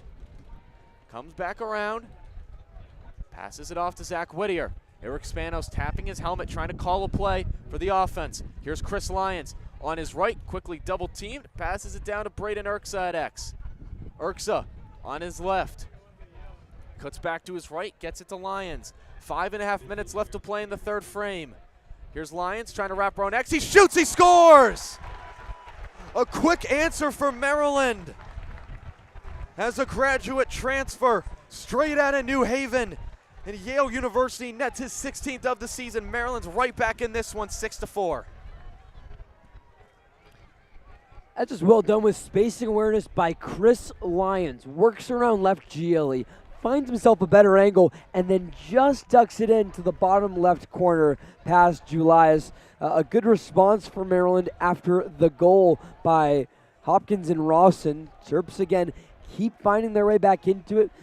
We've had a multi-goal Hopkins lead, though, Jackson, since the first couple minutes of the second quarter, and we'll still have one here. It's back to a 2-goal game here. 5:23 left to play in the third. Face-off clamp won again by Maryland, but the ball ends up on the ground, trying to make its way to the defensive end, but it's picked up by Hobart. It's a face-off win for Hopkins. They'll clear it now. It's Liam Burke. We'll get it down to Hunter Chavette. And Hopkins now will get going offensively. Here's Chuck Rawson, the last goal scorer for the Blue Jays. Here's Collison along with Brooks English, that first line midfield for Peter Milliman's squad. Here's Charlie Eiler, who slips down near the left GLE side. That's proved to be a slip and slide area today in this one. We see Braden Urksa fall multiple times there. Here's Brooks English, gets inside, shot wide right. He had the angle on Gardiner. Hopkins now will pick it back up. 40 seconds left on the shot clock. Here's Chavette on his left. Wrapping around, a bounce pass that Collison can't corral. Charlie Eiler will chase it down, but he's got Thomas Gravino, and Eiler slips. It's picked up by Gravino, and Brian Ruppel's got it. And boy, is that energized the Terps sideline. It might be just what the doctor ordered for the Terps to try to make this one a 1-goal game. Here's Spanos. And if the Terps want to cut this lead to 1, they're going to need number 1 to prove his worth and show why he was given the Story number in the Story program. Here comes Stobaugh. He's going to get the pass from Spanos at the Johns Hopkins logo. He's going to pass it off to Chris Lyons, who's checked in. Lyons on his left, getting a hard angle to go right from Carmelo Pace. At X now is Urksa. Excuse me, Spanos from Urksa. Here's Stobaugh. Stobaugh dodges to his left, runs by Luke Martin. The shot goes wide. It's out of bounds, staying with Maryland. A valiant effort from Carson Brown, who lunged as far as he possibly could there, but Whittier's got it. Here's Braden Urksa off the pass. Urksa gets a screen from Stobaugh. Urksa cutting inside. He shoots. The falling shot won't go. Who will get it is Carson Brown, who dove once again. Gets possession back. The last-ditch effort gives the Blue Jays possession. They'll start the clear. Here's Jelinas. 3:21 left to play in the third quarter. It's a 6-4 Johns Hopkins lead. 2 goals from Maryland, 1 from the Blue Jays. Here's Sean Krogan with it. Now at left GLE, it's Eiler who gets it to X. Here's Hunter Chavette. Now up top is Jameson Smith and Eric Schick. Harwood, Maryland native. Here's Smith from Bayport, New York. He cuts it down to X. That's where we'll find Jimmy Ayers. Here's Charlie Eiler. Back over to Ayers. A little back and forth from the two. Here's Chavette. Chavette with the short stick matchup in Eric Kolar. He passes down to X to Jimmy Ayers. It's Eiler. It's back up to Sean Krogan. Krogan on his left. 30 seconds left on the shot clock. 2.5 left to play in the third frame. Here's Sheik. Right to left dodge. Spins back to his right. Almost falls over. Stamos gets his stick in there. And here's Chavette. 15 seconds left on the shot clock. Hopkins got to get something quick. Chavette's got the angle on Kolar, who pushes him out. Aggressive defense from number 8 for the Terps. 7 seconds left. Smith fires straight into the chest of Brian Rupel. Credit to Eric Kolar there. Chavette looked like he had the angle, but the senior midfielder is able to hold him down, and the Terps get possession back. Another great defensive possession from Maryland, Ryan. Yeah, it was. That's the intensity that you want to see from Kolar and your middies defending Jackson, even as a short stick. That's the intensity that we didn't see in the first half. Maybe it was a point of emphasis for John Tillman in the Homewood Field locker rooms at the break. Here's Aiden Aiken. Coming down from the Johns Hopkins logo. He's made his way inside. Dodges same hand on his right. Kicks it to Johnson. Back to Aiken at GLE. He comes up. He's being given a hard angle right. He'll take it. Finding an outlet. Where to go? Just under about 80 seconds left to play here in the third quarter. Here's Jack Schultz now. Trying to get downhill. Dodges to his left. Schultz fires straight into the net of Orange Linus. Didn't challenge a senior goalkeeper very much, but the pass goes awry. The ball's down. It's in the stick of Maryland. Is Aiden Aiken back to Maryland. They have numbers. Here's Jack Schultz. DeFord in front of goal. Saved by Jelinas. An opportunity like that does not come around very often. And the Terps had about 3 different players who would have had a wide open shot. And now it's Carson Brown charging down midfield. And that is one Spencer Ford is going to want to have back. Win or lose, he's going to be thinking about that one on the bus ride home. Yeah, it's a head shaker, Jackson. You mentioned it. It was a 4-on-1 break, and then Jelias was just ready for the shot to be there, point-blank range. That's a tough one. That could have seen this cut to a 1-goal deficit. Here's Hopkins now. They can hold to the last shot. Under 20 seconds left to go here in the third quarter. 15 seconds. Charlie Eiler in the corner. He's guarded by number 35 for the Terps. Aiden is actually Peter Lake. The backhanded pass won't go. Rupo gets it. 4 seconds left. The long pass, too far. It'll roll to the back of the end zone. And that's how the third quarter will end. A lot more fireworks than we might have seen in the first half. And the final 15 of the 120th edition of the rivalry is shaping up to be a good one. 2 goals for Maryland, 1 for Johns Hopkins. And we go into the break, a 6-4 lead for the Blue Jays. Ryan, any last thoughts before we go to break? Yeah, I think this is, of course, Maryland's first quarter that the Terps won, right? So Maryland puts on those 2 goals to Johns Hopkins 1. I like this, what we saw with the defense, getting more and more aggressive. Jackson, it's Johns Hopkins who's led this game by 3 goals on 2 occasions. This has not been a 1-goal game since the first couple minutes of the second quarter. Hopkins has had that multi-goal lead throughout, and they've kind of rallied around that. Question is, can Maryland finally cut the deficit in the final 15 minutes to go? We'll take a break with you before we enter the fourth quarter, the 120th edition of the rivalry. As always, you're listening to Maryland Men's Lacrosse on WMUC Sports.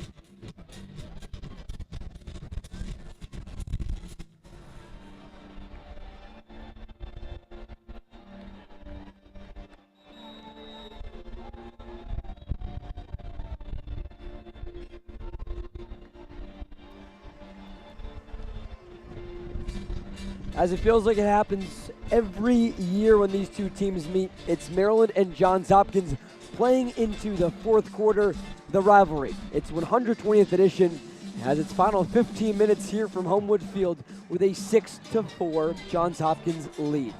Blue Jays lead by 2, as they've done since the beginning stages of the second quarter, and they'll do so here to start the fourth.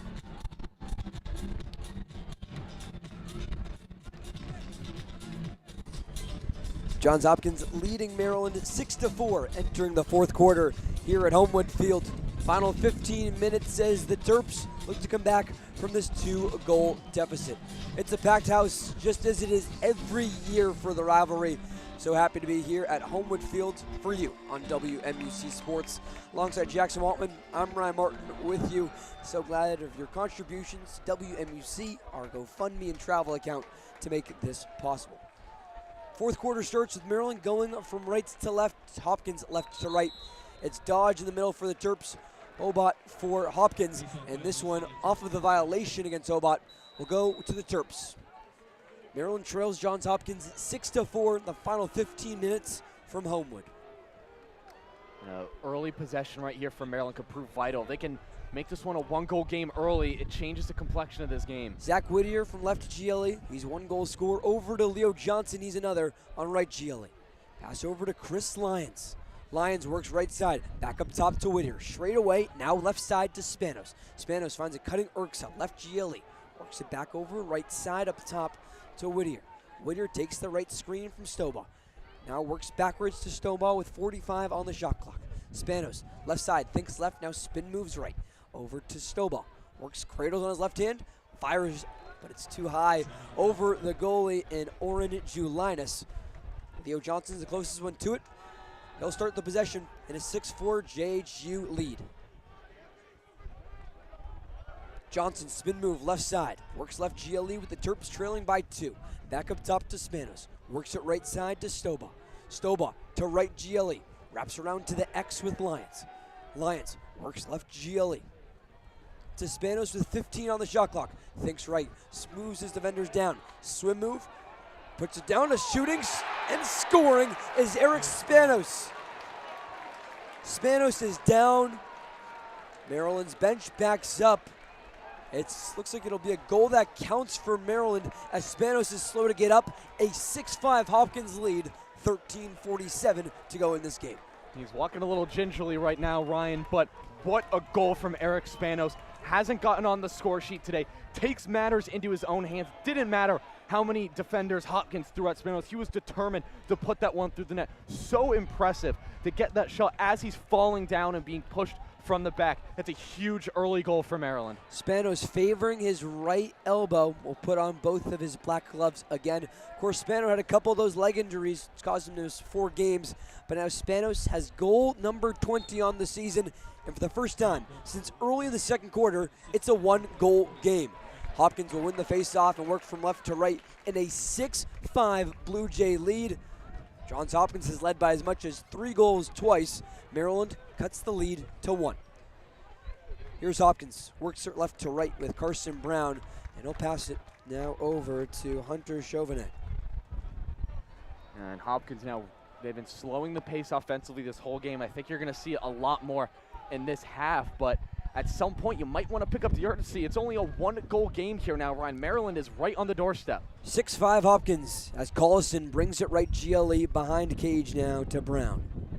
Brown from the X passes it over to left GLE with Eiler.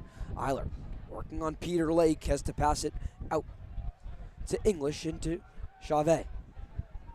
Chauvet, left side, draws the matchup against Reese. Now over to English. 6-5 Hopkins. Maryland has scored 3 of the 4 goals since halftime. Left side, shot, score for Hopkins, and it goes back with Chuck Rawson. 7-5 Blue Jays, 12:41 to go in this game. Rawson's back on the board, and Hopkins has a quick response after the Spanos score. And that's just been the problem for Maryland so far in this game, Ryan. Every time they've gotten a goal, Hopkins has immediately answered twice by Chuck Rawson, who's been able to extend the lead. And you saw down the field, Tyler I had some words for Jonah Carrier as he made his way to the wing. We know how chippy and heated this rivalry could get, and it's showing now as this is a close one. It's Chuck Rawson, junior out of Ontario, one of a few Canadians on this team, joins Jimmy Ayers as the lone multi-goal scorers today. Back in the middle, it's Maryland's Carrier and Hopkins' Hobart.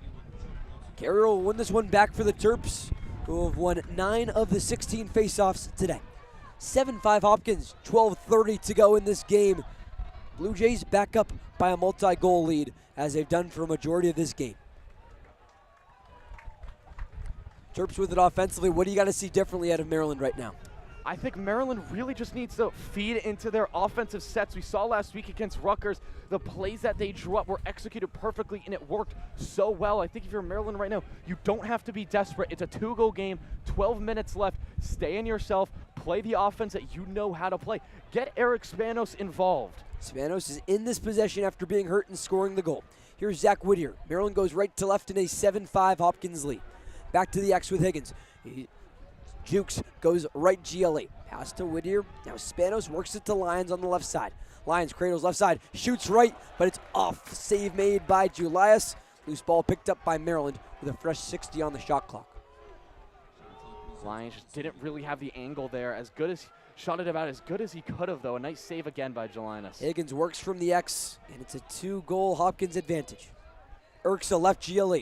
Back left to Spanos. Straight away to Johnson. Now finds Whittier. Right side is dispossessed and is taken away. It's a cause turnover that goes into the stick of Hopkins' Carson Brown. Here are the Blue Jays left to right in transition. Quickly, it's a long stick mini. Brown. Right side to Chavez.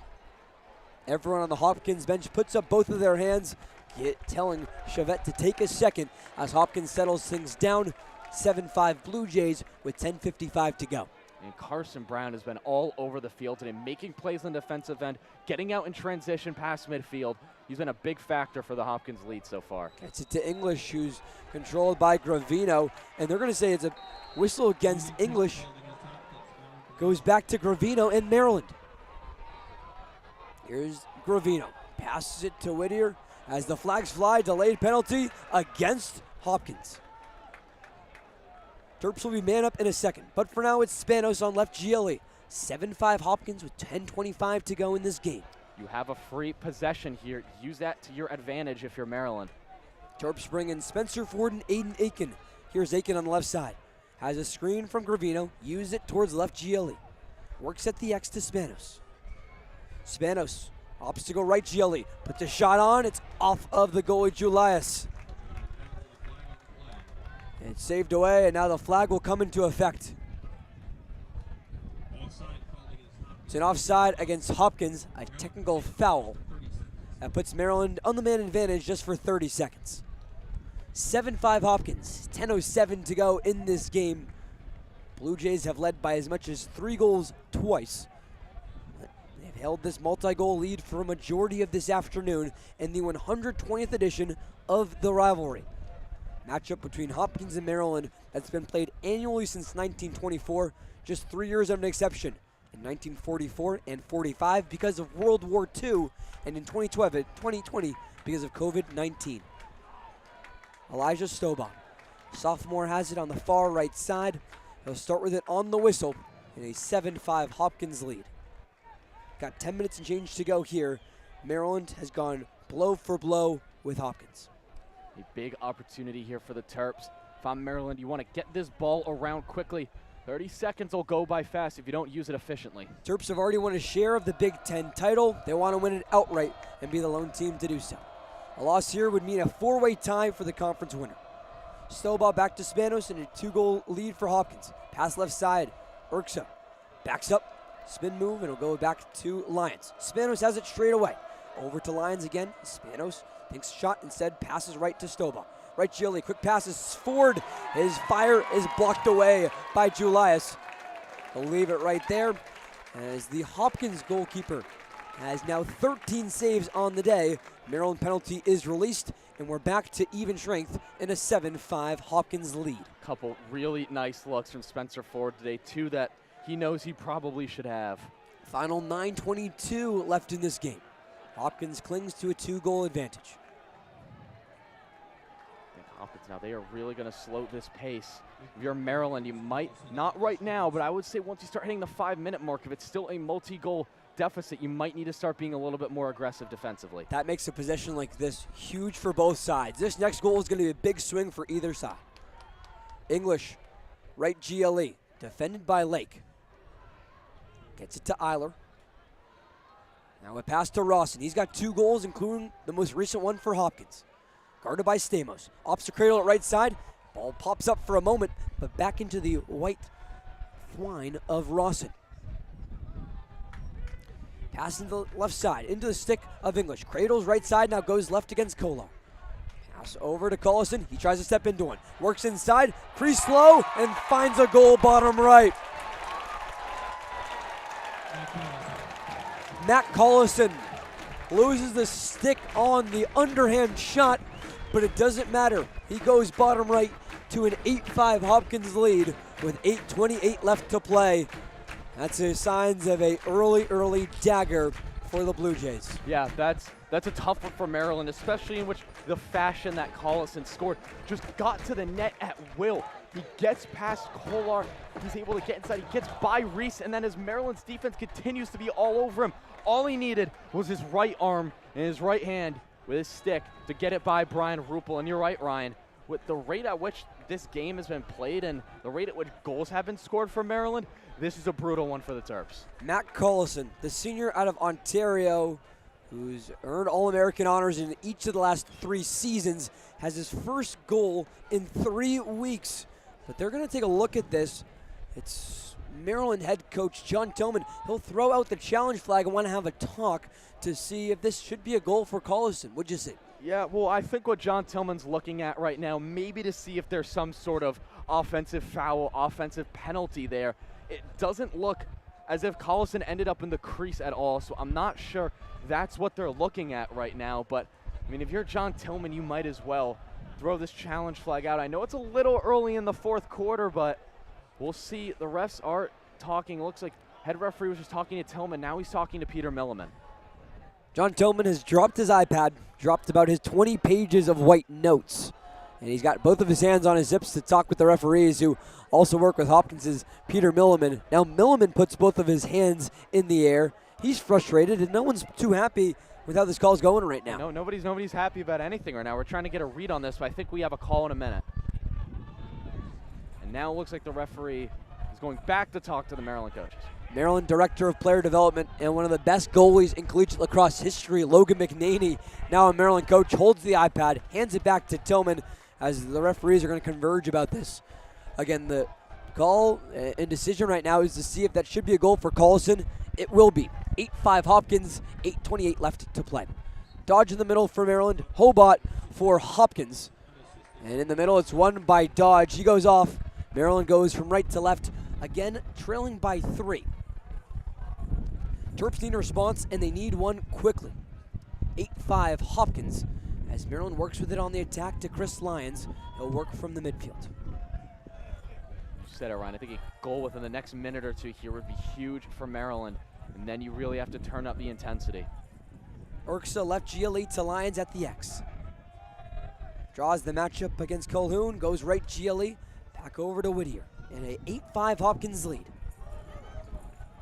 Stobaugh. Left side, left GLE, flattens out, shoots top right, and scores! Elijah Stobaugh points at his Maryland bench, fires him up, and he brings Maryland back within 2. 8-6 Hopkins, 7:44 to go. And that's exactly what Maryland needed right there. Elijah Stobaugh, who has been such an offensive revelation for the Terps this season, Ryan. In his first couple years, he's been a solid 2-way midfielder, but offensively this season, he has been fantastic. His 13th of the season. And now Maryland going into the media timeout has a lot to talk about, but they can feel good about where this game's at right now. Big thing, though, you cannot let Hopkins answer. I think Maryland needs to be the next goal. That next goal will be so crucial to see who wins the 120th edition of the rivalry. Collegiate lacrosse's longest tenured matchup that goes back 102 years. has Johns Hopkins up to an 8-6 lead over Maryland with 7:44 to go in this game. But Maryland just added on a 6th goal from a 6th unique goal scorer that ends up being Elijah Stobaugh with his 13th of the season. Yeah, and as we go to the timeout to Eric Spanos having a conversation with the Maryland trainers, we'll see how much of an impact that has. Maryland's #1, who's been so focal to the Terps' success so far this season. We'll see if he's okay and give you an update in a moment. Be back here from Homewood Field momentarily. 8-6 Hopkins with 7:44 left to go in the 4th quarter. We're getting down to it, and we've got more Maryland men's lacrosse awaiting you here on WMUC Sports.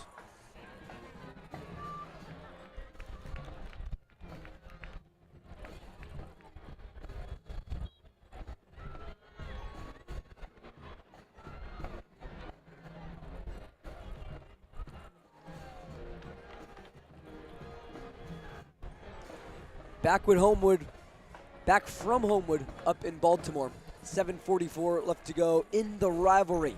Maryland men's lacrosse trails Johns Hopkins in that game that's always circled on the calendar. Hopkins has come to play to an 8-6 lead with under 8 minutes to go. Terps have just gotten their 6th goal on the board though. It was Elijah Stobaugh who found top right for his 13th goal of the season. Now, Jackson, Maryland's got to have this become a 1-goal game. Again, this next goal is going to be the difference maker. Yeah, we talked about it right before the break, Ryan. This next goal for whoever scores it is going to have a massive impact on the game. It's either Hopkins extending the lead to 3 with not too much time left in terms of the time you need to make up those goals, or Maryland makes it a 1-goal deficit. This faceoff also is going to be huge. Hopkins up by 2 with 7:44 to go. It's dodge for Maryland, Hobart for Hopkins at the edge of the circle. It's up for grabs, and Dodge takes it away for the Terrapins. They work right to left, trailing by 2. Spanos, who we mentioned was being looked at by Maryland trainers, that wrist looks to be okay. He's into the game and has it straight away for the Terrapins. You see Maryland moving a little bit faster now, a little bit more of a sense of urgency here. They know what's at stake. Elijah Stobaugh, after scoring the goal for Maryland, passed it off to Chris Lyons before the attacking area. Over to Stobaugh. 6 goals for Maryland, 6 unique goal scorers. Stobaugh works in, fires left, it's off the post. Ball trickles all the way to the midfield. And Reese waits up for it. A dive for Maryland on the near sideline. This one's going to stay with the Terps. That one just, I think everybody at Homewood Field, their hearts just drop. That one about as close as you can get. A great look from Stobaugh. Slow roller goes back in Maryland's possession. Terps have it with 6:55 to play and an 8-5 Hopkins lead. Right goal line extended. It's Whittier, pass it backwards now to Stobaugh, and Spanos has it straight away. Spanos left side to Lyons. He cradles on his left shoulder, works left to GLE. Now spin move, works some space, and now back to left GLE. Draws the matchup and has to pull it back to Spanos. Over to Stobaugh on the right side. Stobaugh cradles left side, fires too high, and Leo Johnson's the closest one to it. He and the Terrapins take back over. You can see the confidence from Elijah Stobaugh. He's taken the last 2 shots for the Terps. Leo Johnson's got a goal to his name today. 8-6 Hopkins as Johnson works right GLE. He'll fire top, deflected off right into the stick of Whittier. Whittier past the lines, he has room, tries to bounce it in, but it's wide right of the post. Those are some great looks from Maryland right now. They might not be going in, but they gotta like where they are at offensively. Terps just add on the shots. The pass to Urksa is taken away by Julius. Loose ball up for grabs, and Hopkins has it going from left to right. Turnover like that can't happen. No, not one that's acceptable at this point in the game. Spanos made an effort, but it looks like he might be coming out here in a minute, Ryan. Here's Hopkins, willing to work down that shot clock, up 8-6 over Maryland with 5:45 to go. Now you can see Hopkins. You're probably gonna see them take the shot clock down to under 15-20 seconds, I think, for the rest of the game here. Playing the long game in the 120th edition of the rivalry. Comes to you at Homewood Field, where Hopkins won the last time it was here. That was in 2024. Last year, Maryland picked up a win in revenge, though, back at CQ Stadium. Hopkins up 8-6. 5 minutes and change to go, and Hopkins just passed it around with 26 seconds on the shot clock. Works to the left side with Eiler. Eiler draws the matchup against Gravino. Has it right side to Chauvet. His pass back to English. It goes over the stick into the midfield. This one will go to Maryland. A big opportunity for the Terps here, Ryan. You've got to take advantage of these opportunities. You're going to get the rest of the way. Whistle blows. We're under 5 minutes to play in the fourth quarter. 8-6 Hopkins. Terps work from right to left. Johnson at the X. Back to Spanos at left GLE. He's been battered and bruised today, so he'll pass it to Aiden Aiken right in front of Maryland's bench on the near sideline. Over to Spencer Ford. The sophomore checks into the game. Ford works it to the Hopkins logo that's centered at midfield. Now left side to Aiken on the attack. Aiken works towards left GLE. Now spins out. Walks left GLE. Pass to the X with Urksa. Urksa points his head, tells Aiken where to go to left GLE. Pass inside to Johnson. Bottom right shot and score. From point blank range, Leo Johnson hits pay dirt. Makes this a 1-goal game. 8-7 Hopkins with 4:16 to play. Johnson's second goal puts the Terps back within 1. Maryland needed that. Boy, and Ryan, that is just textbook offense from the Terps. Aiken to Urksa, takes the screen, draws the defense away, slides it to Aiken, who forces another slide from the other side of the Hopkins defense, and that's where you find a cutting Leo Johnson. That's the offense that Maryland's needed all day, and they're getting it at the perfect time. Leo Johnson, with his team-leading 24th goal of the season, becomes the first Terp with multiple goals today. 8-7 Hopkins, and on this big face-off between Hobart and Maryland's Carrier, it's won by Maryland's reserve Fogo and Carrier. Terps have it, going from right to left, trying to tie this game for the first time since the first quarter. And Ryan, A.J. Larkin, a physical play may have gotten away with a little bit of a push in the back there, but the referees letting the physicality go on. This game was tied at 2 after the first quarter. Just a moment into the second, Hopkins took a lead. It hasn't conceded since.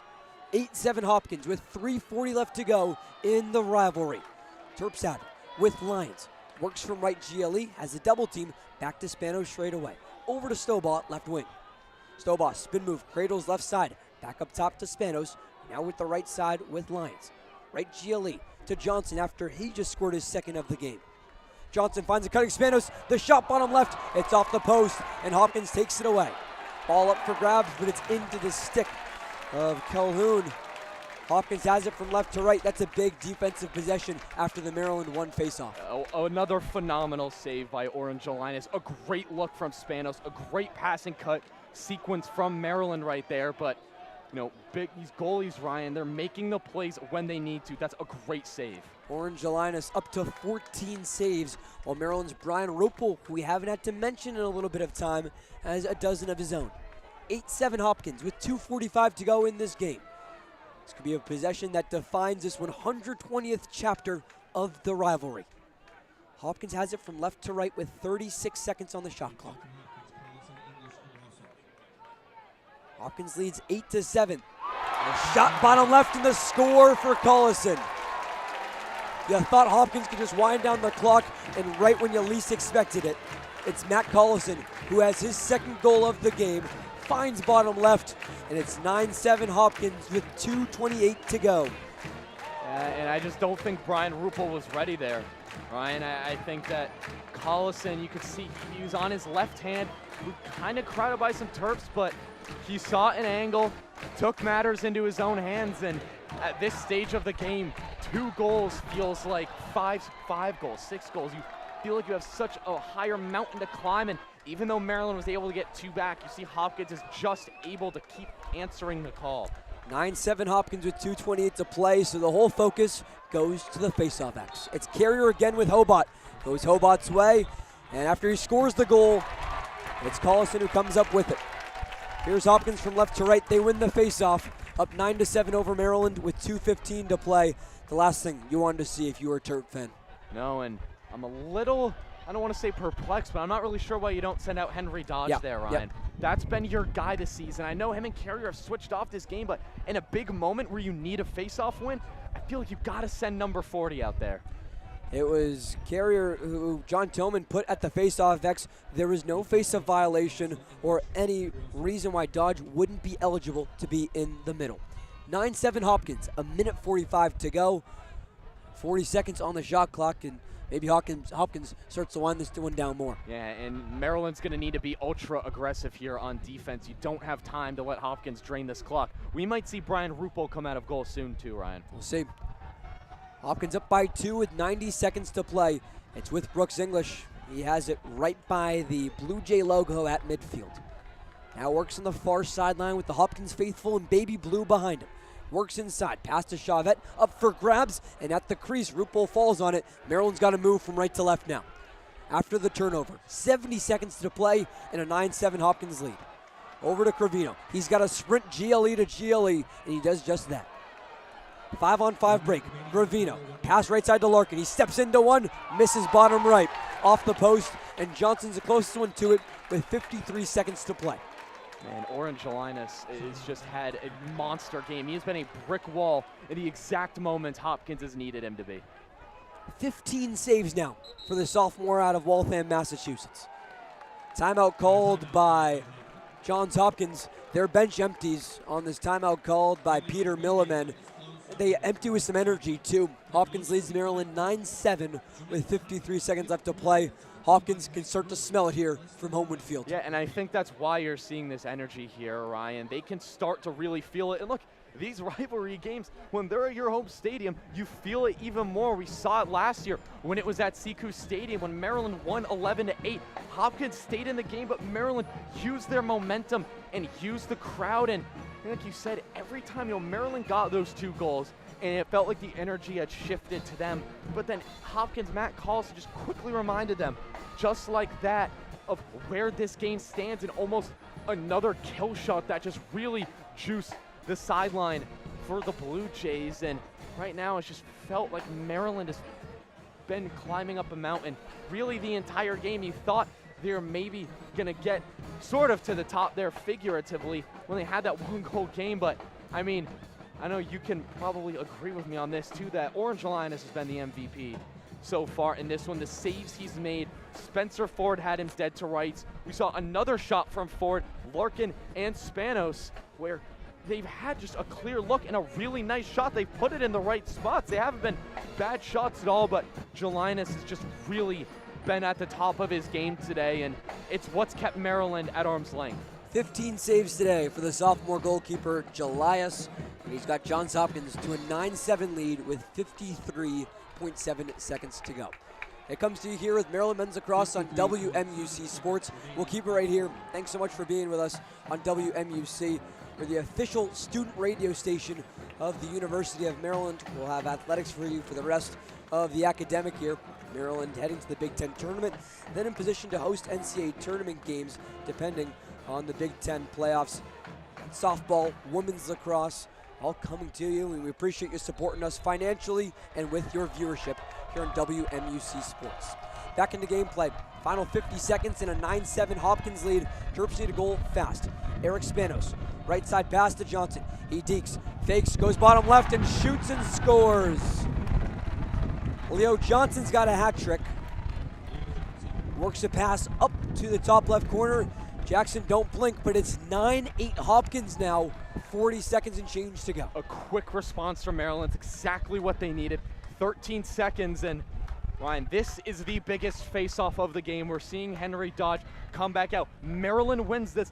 They have the opportunity to tie this game and have an offensive possession. Hopkins wins this. They're going to be running around the field for dear life because they'll be able to hold it to the very end. This is what you live for as a face-off guy, Ryan, to have the opportunity to control this game and get a huge win for your team. With the rivalry, this could be the biggest face-off of this season. It's Dodge in there, who's 6 for 10 so far today for Maryland. Hobart for Hopkins. The whistle blows at the X. It's won by Henry Dodge. The Terps have it with a 9-8 Hopkins lead. Final 30 seconds to go. And immediately, John Tillman calls timeout. Maryland and its red jerseys all empty from the bench. They got to go find Henry Dodge, give him a couple of fist bumps as Maryland will talk things over with the most important possession of this game on deck. Yeah, and this is why you brought in Henry Dodge, Ryan. We look back during the 4 years that Luke Weirman was at the stripe for the Terps. He almost took it for granted because of how much he was able to get those possessions, and now just a really clean win for Dodge. Got the clamp, flipped it back out on the backside to himself, and was able to use the sideline to his advantage, kept Hobart at arm's length, and we'll see what John Tillman draws up here, but boy, this is going to be a big one, Ryan. This is why this rivalry is so special. This is why this game always brings so much excitement. It's moments like these. Maryland has fought, scratched, and clawed their way back into this one, and they're going to get an opportunity to tie this one up. As Maryland calls timeout, I'll give you an update again. It's 9-8 Hopkins. 32.8 seconds left to play in the 120th edition of the rivalry. Maryland and Hopkins, two teams who have combined for 13 NCAA titles, 57 Final Four appearances, and 4 Tewaaraton winners across the two sides. It always seems to come to the end, and it's one of those perfect rivalries in sports, Jackson, where you say, hey, you can have anything can go wrong this season. If we beat this other team, it's a successful year. Hopkins is a team who struggled so far to a 2-2 record in Big Ten play. They win this game, and they join Maryland and 2 other teams having a share of the Big Ten title. It all comes down to this half a minute. Yeah, and I feel like this game, Ryan, had so much extra juice. If we look back to last year, by the time this game rolled around, obviously it's the rivalry, but it was kind of a lost season for Hopkins. They didn't win a Big Ten game in the regular season. This one, the Big Ten tournament and the national tournament seeding implications that are on the line make this possession so much more. Final 30 seconds, 9-8 Hopkins. Maryland has it from right to left, up top to Elijah Stobaugh. Here it is, folks. Spanos top left, he misses, goes wide, and Johnson's the closest one to it with 25 seconds to go. Terps trying to tie this game since the first minute of the second quarter. 20 seconds to play. Up top to the lines, he steps into one. It's off a defender. Closest one to it is Johnson. He picks up the ball with 17 seconds to play. Leo Johnson, left GLE. Spin move. Back to left GLE. Up top to lines. He goes bottom left. It's off the post. Back up in the air. And Johns Hopkins is going to come down with it. The whistle blows with 4.7 seconds to go. They're going to point Hopkins' way. And Johns Hopkins will take over in the final 4 seconds in a 9-8 Hopkins lead. Whistle blows. They're going to send this one down the field. And then in the 120th edition of the rivalry, it's Johns Hopkins who's victorious at Homewood, a 9-8 win for the Blue Jays over the Maryland Terrapins. Hopkins avenges last year's loss, and this rivalry just keeps going back and forth. But the rivalry trophy, that wooden crab, will head back to Hopkins and reside here in Baltimore after Hopkins pulls off the 9-8 win to finish off the Big Ten regular season. Boy, is that just a heartbreaker for Maryland, Ryan. That was as good of a 32 seconds as I think John Tillman could have wanted or expected from his side. They got quick looks, they got good shots, balling out of bounds. There was a player near it, you get it right back, and Chris Lyons, it's the second time today he had a shot, the second time today for the Terps where they've had a shot that rattles off the post. And I think you can look back to so many other goals today that were so close that you really thought should have gone Maryland's way. But truthfully, I do think Johns Hopkins was the better squad today. I do think they deserve to win this game, and they're going to walk out here with the trophy and a share of the Big Ten title. We've got a lot of divulging to do. After Hopkins wins this rivalry 9-8, Johns Hopkins will get that beautiful crab trophy once again. It's been given out since 2015, the rivalry trophy, the crab-shaped wooden structure by Sandtown Millworks right here in Baltimore. All 25 pounds of it will go to Hopkins as Maryland finishes the regular season 6-5, 3-2 in Big Ten play. So they clinched a share of the Big Ten title last week, but they're going to finish with just a share. Jackson, we're going to have a four-way tie between teams that win the Big Ten. Maryland's got a piece, Hopkins has a piece, so does Michigan and Ohio State, with everyone finishing with a 3-2 record. Because Hopkins beat Maryland as well, the Terps fall from potentially the first team in the Big Ten, hosting the first round of the conference tournament. They're going to be the 3rd seed. They're no longer hosting. Yeah, it's the type of chaos you sometimes see in a lacrosse season where there's so few conference games. Also, Ryan, along with the Big Ten implications, this has national seeding effects too. Just before the game today, the NCAA D1 Men's Lacrosse Committee announced its top 10 rankings for results through April 17th. Now, these are not final and they're subject to change, but as it pertains to this game, Johns Hopkins came in as a 6 seed, Maryland came in as a 9 seed, and with a win today, that would have sent Maryland into a hosting spot for the national tournament. It probably would have sent Hopkins out of one. Now the Blue Jays solidify their position to very likely host a national tournament game right here from Homewood Field. Unfortunately, Ryan, unless they win the Big Ten and get the automatic qualifier, it's hard to see a scenario where Maryland hosts a national tournament game at Sekou Stadium. We'll see what happens. We may have now already seen that final game at home for Maryland this season. It would have come in last week's double-digit win over Rutgers. Jackson, that feels like a distant memory with how this game is played out here against Hopkins. 9-8 victory for the Blue Jays, and a game that went down to the final minutes just like they've done consistently in the 120 meetings between these two teams. We'll go through the handshake line now as Hopkins will just in a moment get back that rivalry trophy that will come back here to Homewood Field in Baltimore. If it's all that we've seen from Maryland at home this season, a year of up and downs for the Terps, that's certainly far from over, though. That's something you can rely and put your hat on if you're a Maryland fan. Yeah, a year of true resilience that I think really exemplified the culture of Maryland lacrosse. I mean, Maryland at one point was 1-3 for the first time since the 90s, Ryan. Uncharted territory for this program and John Tillman. And when they lost that game to Notre Dame at home, it was their 3rd straight loss. There were talks of Maryland missing the tournament, the national tournament altogether, but they clawed their way back. They got a win at Delaware, then a huge triple overtime win against Virginia. Lost the Big Ten opener to Penn State, but then wins against Michigan, Ohio State, and Rutgers. They really fought their way back and didn't give up.